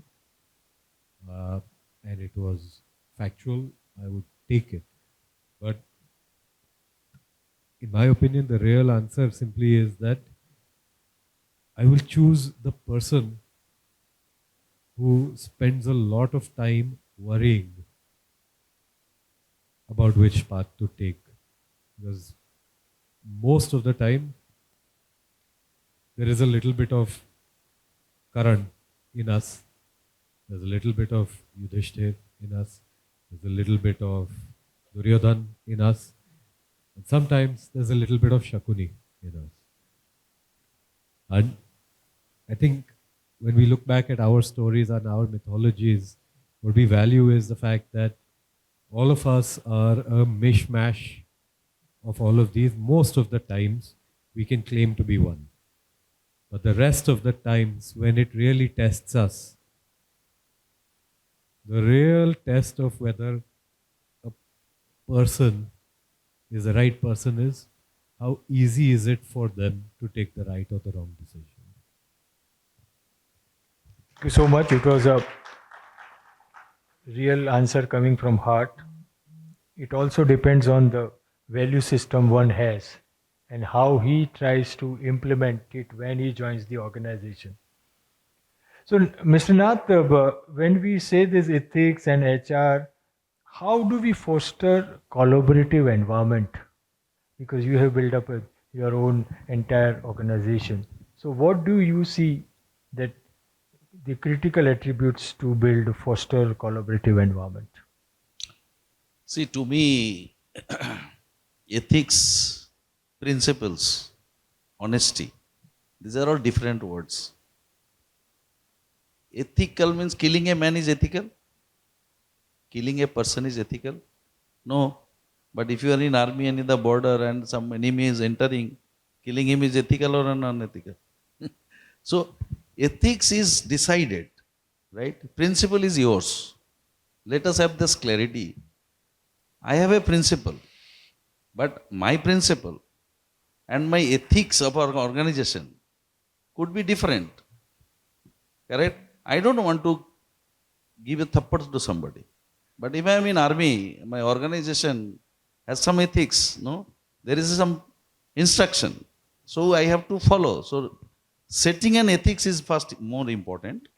how are we setting an ethics in the organization? So then we say it's a actually fantastically ethical organization.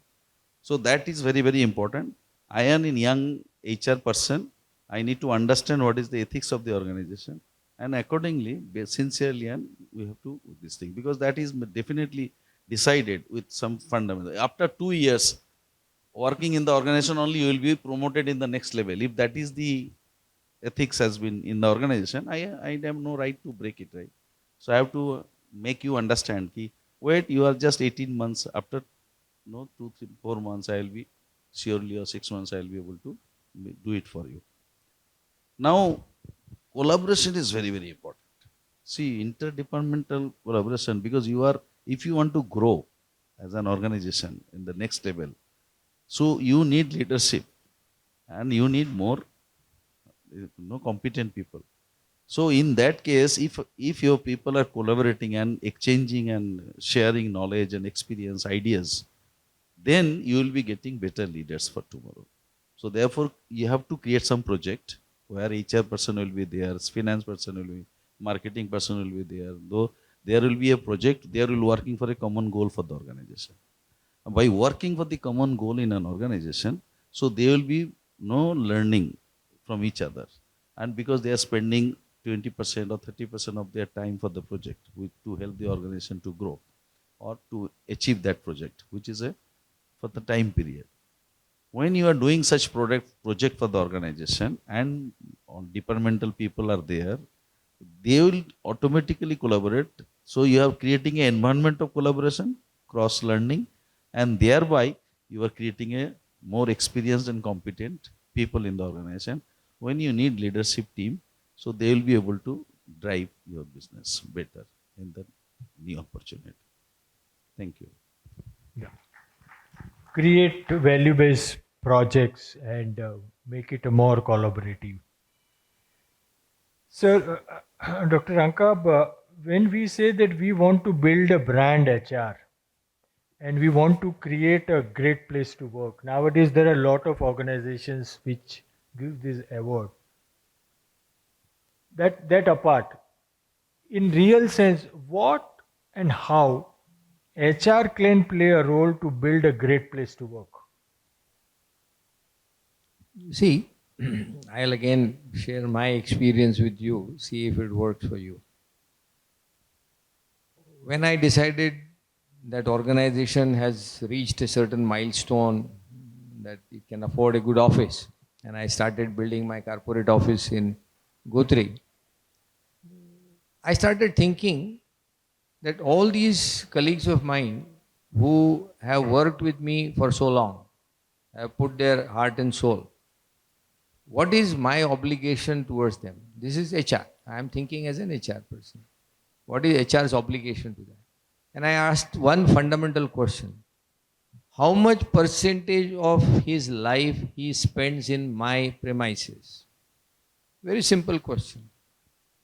And the answer came to be 70%. Then I said, this office need to be better than his home by the margin of 70%.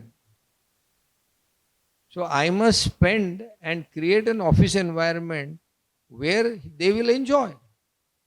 That's my give back. As an HR department, as a holder of the company's wealth, as a productivity increase. And I did that. On every floor, I created a garden, a water fountain. I created more space. I said, Baroda, we are lucky. We don't have to be like, Bombay, Delhi, Bangalore. So, the first thing I would do is create a better environment, the best environment possible, whatever you can afford. I am not advocating spend first, earn later. I am a very conservative guy. Earn first, then spend. Otherwise, you have no right to spend. Right? But achieve this. So this is an interesting way of looking at it.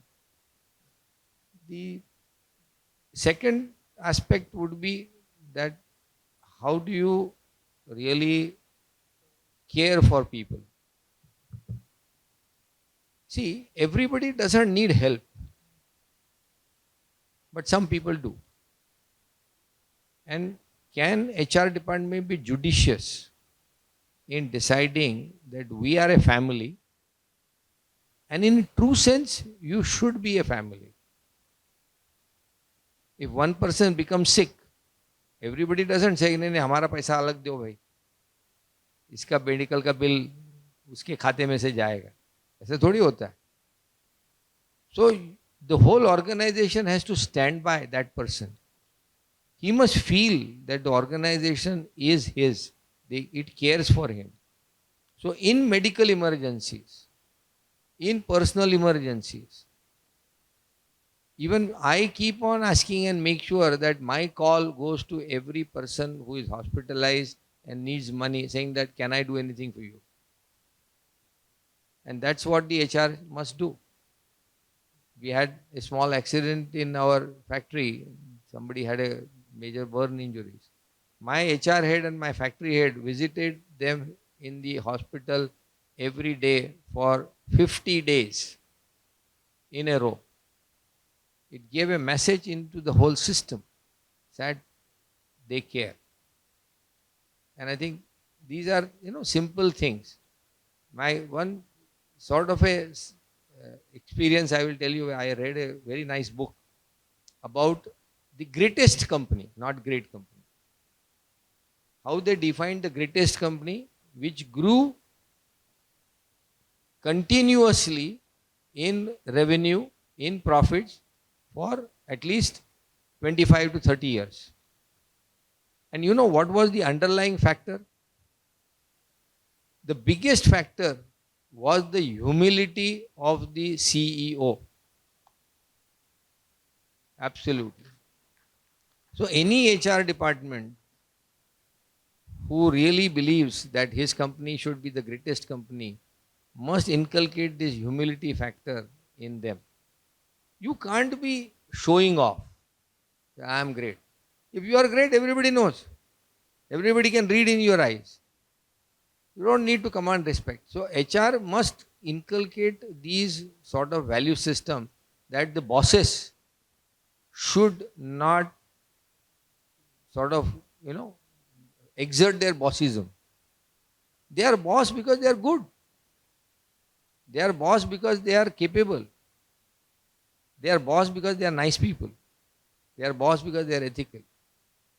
So HR, I think, needs to stand up against, like he said, the rogues in the company if they are there. So as long as you do that, keep working at it, and I'm sure you will be very, very successful in growing your organization. Thank you. Wonderful answer, sir. And the last question we take with Nikhil Bhai. How do you see this DEI, diversity, equity and inclusion, and how you expect HR to be playing an important role in that? Me tell the way HR has helped me and the organization in building the brand what we used to create, right?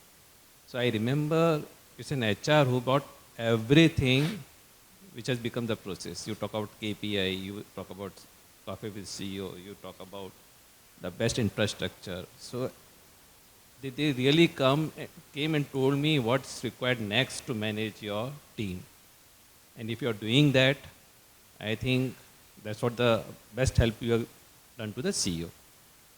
Now, when we talk about the diversity, right? Diversity, most of the time the word come only gender diversity, right? We forget the different kind of diversity, which is geography diversity, age diversity, right? The knowledge gap diversity means, and the biggest diversity I've seen when you are operating with the different departments. So HR, finance, right, marketing, sales, product, and they don't go well with each other. So the way HR can play the role in the diversity is to bridge the gap and do the cross session and make understand other perspective better. So let's say the toughest example to understand and why there's a talk, gender diversity. All other diversity we understand, right? But the gender diversity and why we need 50-50 or the same ratio, because as in gender, we bring different things on the table. Let's understand. If you talk about her, right, they bring the softness, multitasking. Today is when we talk about past, the most of the work assignment in the factories and everything has been done by physically. Means we used to do physically, and we as in men are more physical than the women's, right? But when you talk about today's job, today's work, the multitasking, and you can read any book about the diversity and the characteristics of male and female. If you talk about multitasking, if you talk about emotion factors, the buzzword in the industry, right? The sympathy factor, empathy factor, there you will find the females have more capabilities than male. And today's job, when the organizations are growing, so HR should explain and understand this, why it's important to bridge the gap between the diversity and make the importance of each other and collaborate that. And if you use all this toughest thing, I think you can really resolve the geography diversity, age diversity, knowledge diversity. Diversity is all about the gap, nothing else. If you help them bridging that gap, I think you are doing your job best. Thank you very much. We can take a couple of questions from the audience. Anybody would like to ask? Sandeep bhai. Can I move a bit so that the Yeah, fourth please, speaker can please, see please. me? I'm prepared to lose even a $1 million for this opportunity. HR questioning CEOs. Thank you very much. This can become possible only because of SHRP. I have served, sirs, for a long time, the public sector in Gujarat. One such annual goal setting exercise, the MD said to each of the heads that this is the amount I expect you to save during the year. I was the only one who said, sir, I am sorry, I can't save because I am DOE. DOE is Department of Expenses. Now, in your careers, gentlemen, as decision makers, as top bosses, you would have come across a dilemma where you would have said no to a financial proposal to an HR head. What was the thought process? I'm sure several times you would have said no. What was the thought process? A small hint, I still continue to exist. Over to you, sirs, especially Dr. Ranka and Malik Bhai. See, the only reason I would typically say no to any good proposal if my survival is at stake. Any entrepreneur, any company which does not survive is anyway dead, is of no use. So the rule number one at the CEO's table is to survive. Once you are assured of survival, then any good proposal which is in the interest of everybody should be said yes, and you should be considerate. Now, there are different ways of managing how much wealth you should keep aside. And my way of decision making most of the time is, I always ask myself, does the organization needs to grow? Or I want it to grow? The first is a need of the market. The first is the capturing of the opportunity. The second is my ego.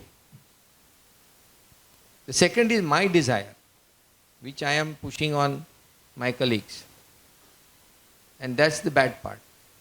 So, those are the people who go by the second, they mess up themselves, and their company is closed down. The first category always keeps on doing well. So, you need to always look at the proposals also in that light, saying that is the proposal allows you to grow, or it can cause a doom. and you will not be able to sustain in the future because you have to project it in the future.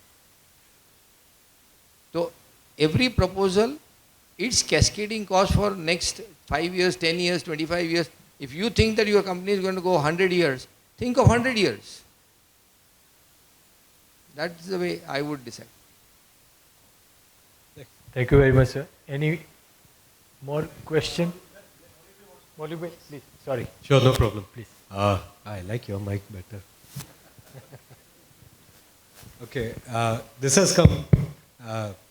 If there are people from Deepak's HR here, they are well aware that I am not easy to pass a proposal, but they also know that the trick to get me to pass a proposal is to not talk about the cost. It is by talking about the value. And if the value is considerable, easy to put on the table, and generally will be seen as something which, as I mentioned earlier, that depend on Deepak thing.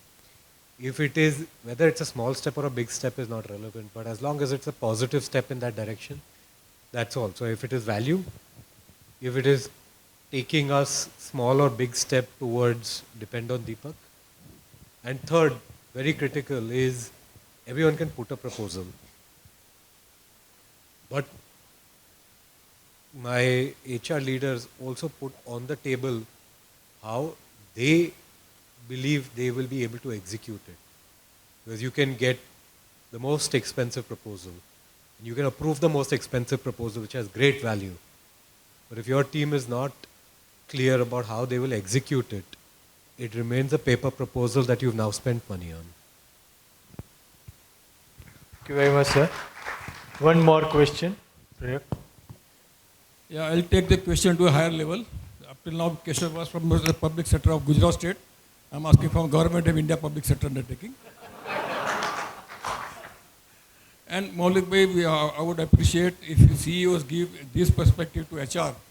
कि आपका mic इनके mic से ज़्यादा better है. That अगर HR को मिल जाए वो perspective, better. My pointed question is, sir, HR is in touch with the employees or colleagues, as you say. We know what is the buzzword, what the pulse of the employees. We know what is happening there. If Ranka Saab goes and asks a colleague, happy? Sir, happy. If HR goes and asks, they will tell the real picture. Sir, Ranka Saab को तो बोलना ही पड़ेगा ना, sir. CEO company को उनको तो बोलना ही पड़ेगा, sir. We know where the shoe pinches. But when you go and tell the CEO refuses to accept that. But when the chips are down, when the problem takes place, the same CEO will tell HR कि तुमने कुछ काम की नहीं, कि देखो ये क्या हो गया. Then how to handle HR to handle the situation? So, interesting dichotomy, for the employee. Not when the CEO, when the owner asks the employee, happy? Ah, sir, happy. When the HR asks the employee, what is the employee thinking? यार ये HR department है, ये तो complaint department है. तो चालू करो. नहीं तो रेज नहीं मिलेगा, प्रपोजल नहीं मिलेगा, सपोर्ट नहीं मिलेगा. वो बोलेंगे कि भाई इसको कुछ चाहिए ही नहीं. हाँ, ये तो बहुत कुछ है. तो by nature, you're putting someone in an environment, in a situation where the answer largely is almost predestined. But really, are either one of these answers wholly correct? No. In all of this, then there is one thing which is missing, and that is trust and transparency. If you have to choose how you will reply to the same question depending on who's asking, and you are basing that on whether you need to market yourself, then you've created an environment where the answer is as irrelevant as the question. You want to make the answer relevant, then that question cannot be asked one time and that answer cannot be taken for granted. But one thing is for sure, if the employee answers and that answer is something other than a single word yes or a single word no, and that answer has merit, and you remember that merit, and you are able to make a change and let that employee know that that change is because of the feedback that he gave or she gave. I can assure you about one thing, that employee may or may not be happy, but that employee will have created trust, and that trust will create value. Very well said, sir. Question from that side? Yeah, please. All of you. Particularly, I am very happy that there are the CEOs who understand HR perspective very well. So this is the forum where CEOs are understanding HR perspective very well. But everywhere you don't have similar kind of CEOs, and everywhere do not have a similar kind of environment.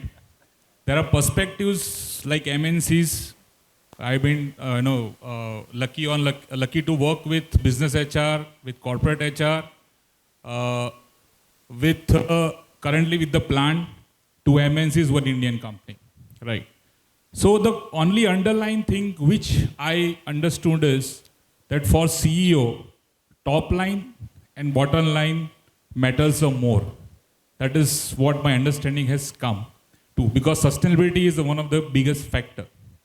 But sometimes it happens like that, though we call a human as an asset, but we,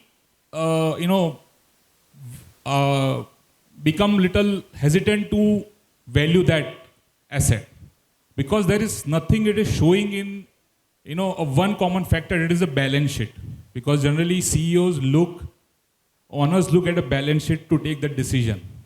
So my question is, to all of you, that what makes a CEO in balance sheet to look and say, yes, my people has worked this, they are worth to be paid, and my HR has done excellent job. Maybe this perspective can be from everywhere, because one of the IT company, major asset is human. There is a 2 techno-driven company where major asset is technology also, because sometimes technology is played a more important role, because it's very easy to buy machine because we get depreciation on it. But when something cost cutting comes, then we are said that, kindly look at it, where you can cut the flaps. So please, can you give little harsh question? Yeah, let but me direct give question. you a very quick answer. It's a very long question. Okay. See, it's very simple in terms of there is a labor equity, there is a capital equity. And the CEO always have to look at how does he reward which equity. Simple. There is a labor equity, sweating of all the people who are working in the organization, including the management. And then there is a capital equity, which is the risk which the management or the ownership of the shareholders. So both need to be rewarded. And this is the balance which CEO has to take, depending on what was the risk, what was the reward. So if the money is generated not by risk taking but by sweat, pay more to the sweat. If the money is basically created because of the risk which people have taken in unknown, then reward them more. And I think that's as simple as that. Anybody wants to add? You would like to add? Yeah. Please. So I think his key question was, जब CEO नहीं सुने तब क्या करना चाहिए? I got that.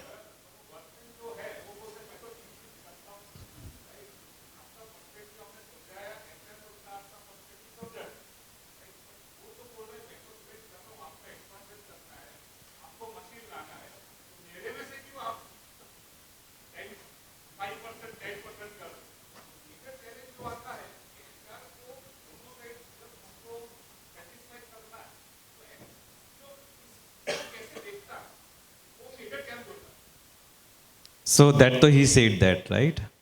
I think I can address your second question. जब CEO नहीं सुनता है तो HR को क्या करना है? that if you learn that, half a problem will solve, and then you will be acting like a CEO or the owner, right? But जब CEO नहीं सुनता है तब HR को क्या करना है, ठीक है? I think every HR person should go and understand the business first. And the first thing after understanding the business, he has to establish the trust. See, that is most important. Nor you are CEO person, nor you are people person. If you establish that trust, and when you talk that discussion, so let's say we talk about the psychology, right? What discussion you are doing, what time? If CEO is into the mindset of controlling cost, and you are talking all those things, he will not probably listen to you. And it will go to counter. So the first is, I think, establish the trust, understand the business, and understand the CEO when you have to go and tell him the right and the fair things. Mostly it's a soft skill. Let me share a story with you. I was doing very well, and everybody started saying, let's give more money to all the people. So I said, fair enough. Ask anybody who feels that he deserves more, he should come on the board. I am not going to sit there. There are 4 people, senior people should sit. And everybody should explain that 4 people, what is the value they have created for which they should be awarded. If anybody can justify, pay them. And not a single fellow came. Because everything was coming out of the innovation, it was not out of their physical sweat. The profit margins were not out of the physical sweat, but it came through the innovation. And that's why nobody came, so nobody was given. So the answer goes like that. One more last question. We can have that. I think, Amit, we can do it afterwards. The last question, balance, we can do interaction offline. Good evening, sir. My name is Ritesh Kirtania and I am HR student from Narmada College of Management. My question is, if you could create one new HR role that doesn't exist today, what would it be and why? He's talking about one unique HR role, a futuristic role which does not exist today. AI agent. If you can go and do agentic AI in HR, that's a profile not exist right now. I think we had a wonderful discussion. We had spent and deliberated a lot of issues. Thank you very much, speakers. So if we look at it, the whole process, CEO HR partnership is largely a strategic partnership. It needs to be aligned with a lot of long-lasting trust based on culture building, workforce planning, and it is only possible with trust and open communication.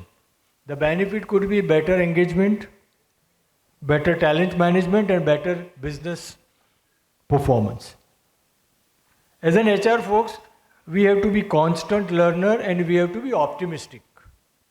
We cannot live on past. We have to earn our bread every day, but it does not stop there. You have to plan for your bread tomorrow. That should be our motto. यही जज्बा रहा तो मुश्किलों का भी हल निकलेगा. जमी बंजर हुई तो क्या हुआ, कहीं पानी भी वहीं से निकलेगा. ना हो मायूस, ना घबरा, ना अंधेरे में साथी. इन्हीं रातों के दामन से सुनहरा कल भी निकलेगा. Thank you very much.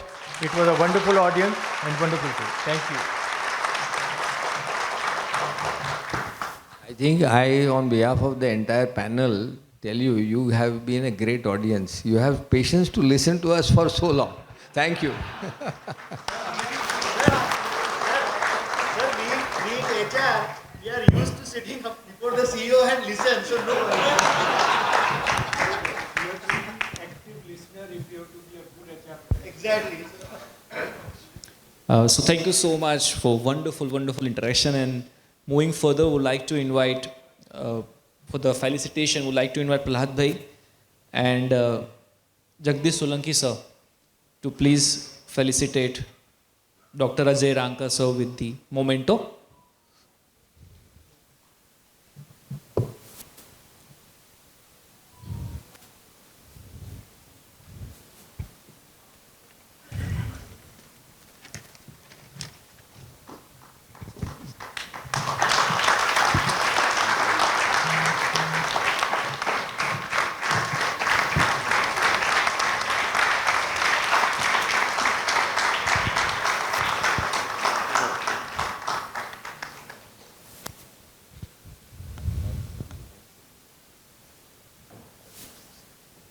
would like to invite Hiren sir and Bhupendra Singh sir. Hiren sir, Bhupendra sir. So please felicitate Dr. Ajay Ranka sir with the photo frame, Gyanvastal Swami's book, Vasu Gift and Power Tech Energy Solutions.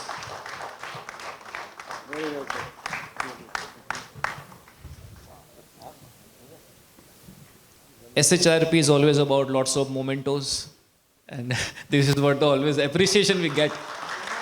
Moments and memento. Absolutely right.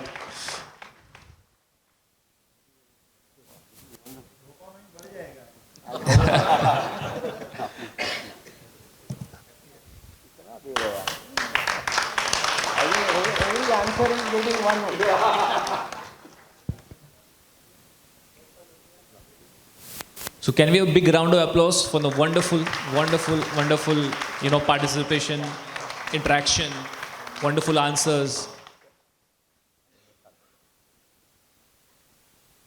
One memento, one round of clap. Yeah.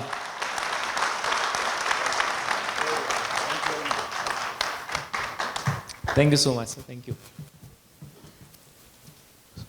So would like to invite once again Hiren sir, Prashant Vaidya sir, VP Transpect, to felicitate Maulik Mehta sir with the memento, please.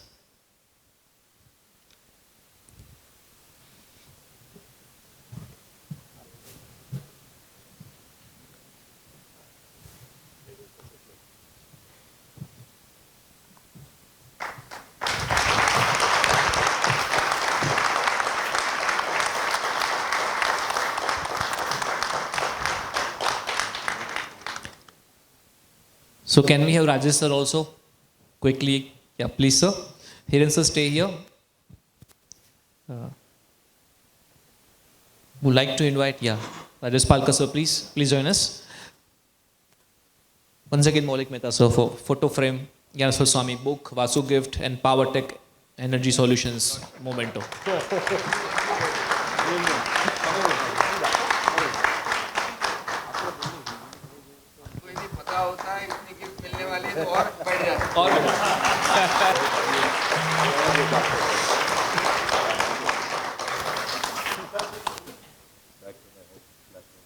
Ajay sir बोल रहे हैं कि पता होता कि इतनी gifts मिलने वाली है तो और अच्छे से करते.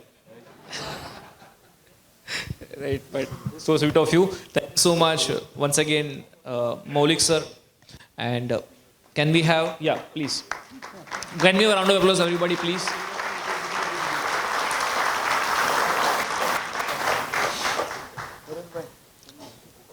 One moment or one photo, is it? Great.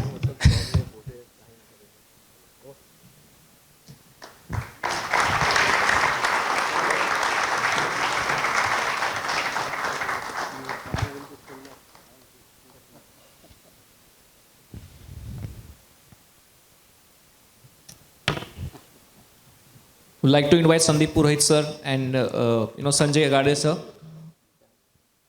for felicitating MS Nath sir with the memento, please.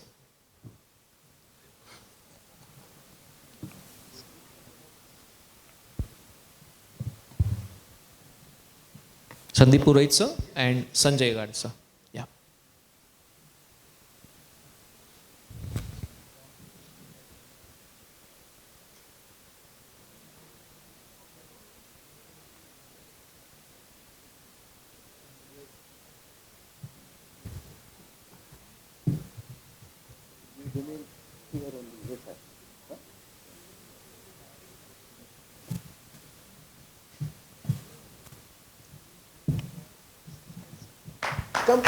Thank you so much.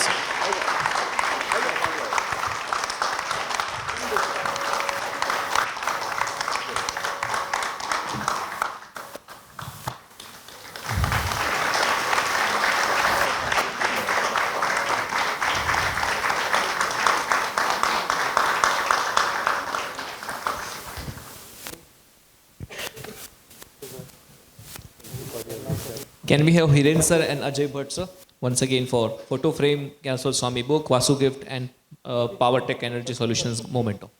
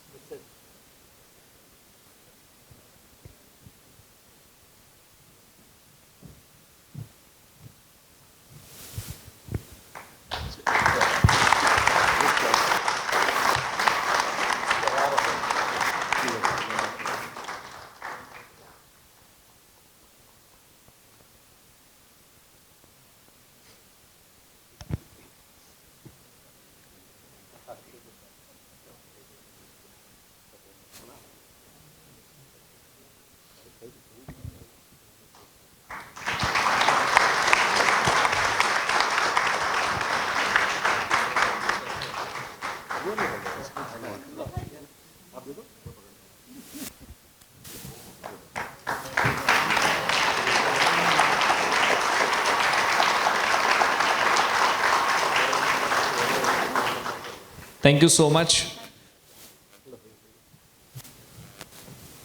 MS Nar sir, thank you so much.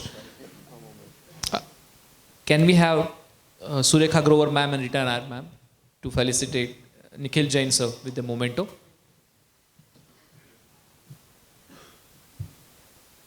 Surekha ma'am. Yeah.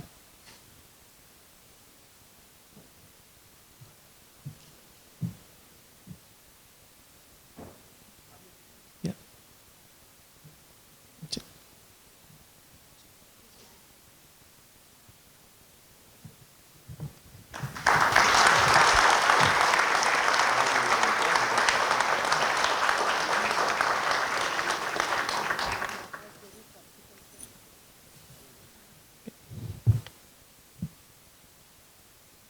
Yeah. So can we have once again Hiren sir and Amit sir to felicitate once again Nikhil sir with the photo frame, Gyanasur Swami book, Vasu gift book, Power Tech Energy Solution book. Surekha ma'am, please also join. Yes.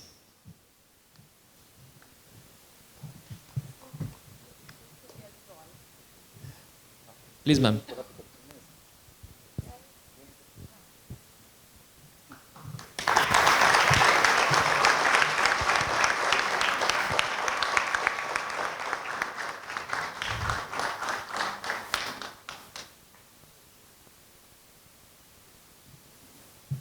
Many more to go. Yes.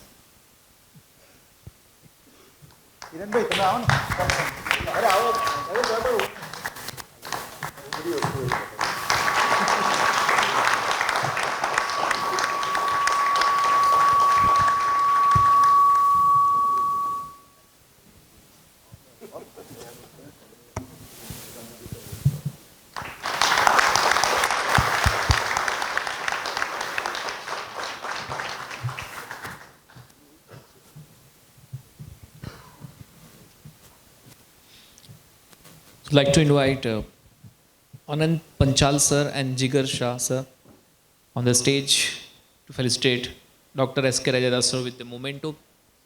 Jigar, yeah.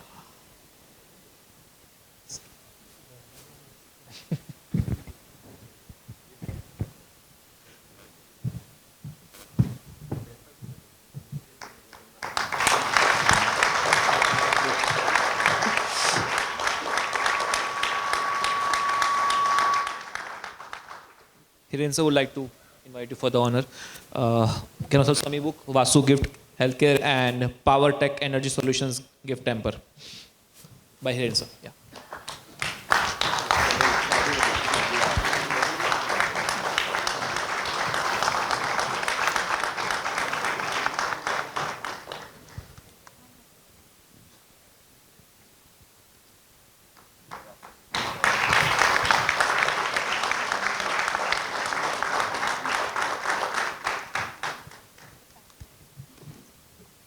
So before we go for a vote of thanks, by Suren Rathod sir, can we have one group photo? So we can have the wonderful moment with all of you. Can we have a group photo, please, sir? Here, sir, all the seniors can join, please. Hiren sir, you can help me with that.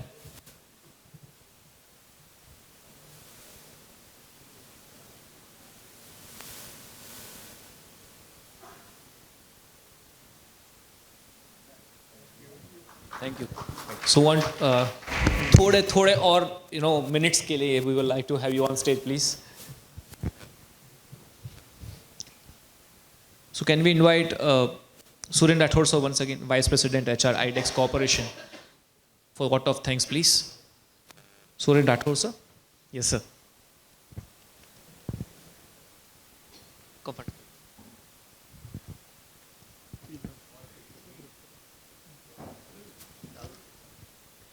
Sorry. What a evening it is. Really would like to say wow evening rather than the good evening. The full house with the great thoughts and greater purpose of HR, a greater role of HR, and that is too from the CEO's mouth. It's really fantastic. It is a proud and a privilege to be here to extend the vote of thanks on behalf of SHRP. First and foremost, really would like to extend the deepest gratitude to our speakers who has really taken us in-depth understanding the purpose of HR role in the organization, creating the value, how really HR is important element or aspect of building the culture across the organization. Not only actually inside, but outside perspective also they have shared to us, which is very, very valuable. Hardly we come across this kind of conversations from the mouth of CEOs. It was really, sir, great insight, which really take us with the promise that, yeah, this will help us to the greater extent to create the value where we are working, where our guys will work actually for a longer time. Really appreciate and sincerely thanking on behalf of SHRP for your time that you have invested. I think it will going to be kind of very fruitful for all of us. Thank you. Secondly, I would like to thank our own Dr. Raijada sir for navigating the discussion or the conversation, I would say, to the level that it need to be. It was a great conversation that he has led, and which I am very much sure that each level of the HR professional would have benefit out of it. I am not sure about it, how it has taken him time to think of it, but there was not a single element of HR kind of journey he has left for us. So really, thank you, sir. It was a great kind of conversation. How we can actually really forget our sponsors, really appreciate continued support to our, from our sponsor to the SHRP to organize this really meaningful and purposeful HR gathering from time to time. Thank you for that. Sincerely appreciating our organizing team who has brainstormed and actually crafted the theme which really meaningful for us today as we are serving in the organization and for the generation also who is going to serve in the organization, right? So thank you, our organization committee. And lastly, big kind of thank you to all the participants.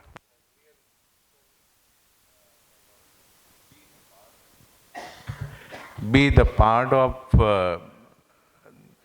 the session throughout, and as Dr. Ranka sir was mentioning that it's a kind of spirit always we have in the HR fraternity, sir, that whenever we have the value kind of conversation, we are always there. Thank you. Thank you so much.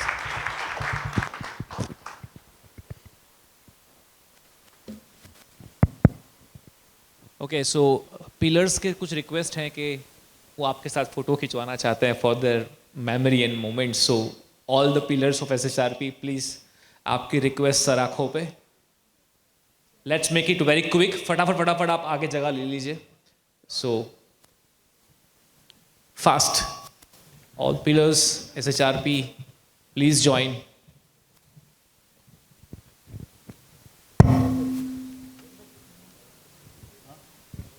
बच्चों आ जाओ, please join fast. Please join, Archana, everybody, please join.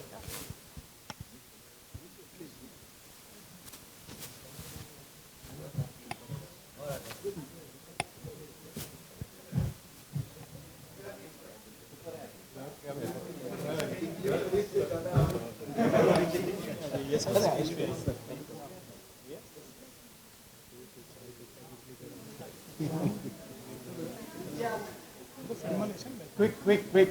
Let's make it quick. Faster.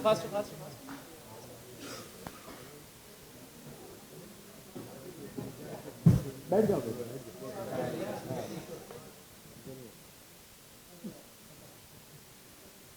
young legs can bend well.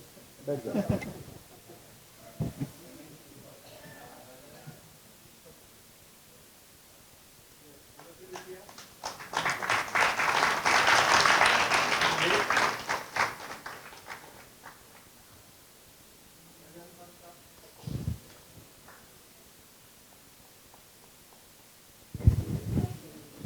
Wait.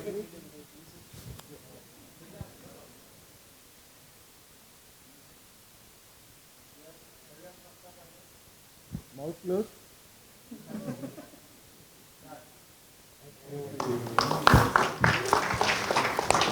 Thank you. So before we move forward, अभी dinner में आधा घंटा बाकी है. We have still 30 minutes because we have something for you. Still we have 30 minutes, so please कुर्सी की पेटी बांध के रखिए. But before dignitaries, stage से नीचे आए उससे पहले I would like to give everyone a standing ovation for the contribution, for everything throughout the journey of 200 years of experience. What they made is a contribution. Let's give a big hand. A very big hand to each and every dignitary. Thank you so much for spending a time with us, for giving us a wonderful knowledge, for a great contribution. Thank you so much. We are always proud of you. India is always proud of you. And at the end of the world is always proud of you. Thank you so much. Means a lot. Thank you. ताली इतनी चलेगी क्या? Let's give a big hand everybody. Fantastic.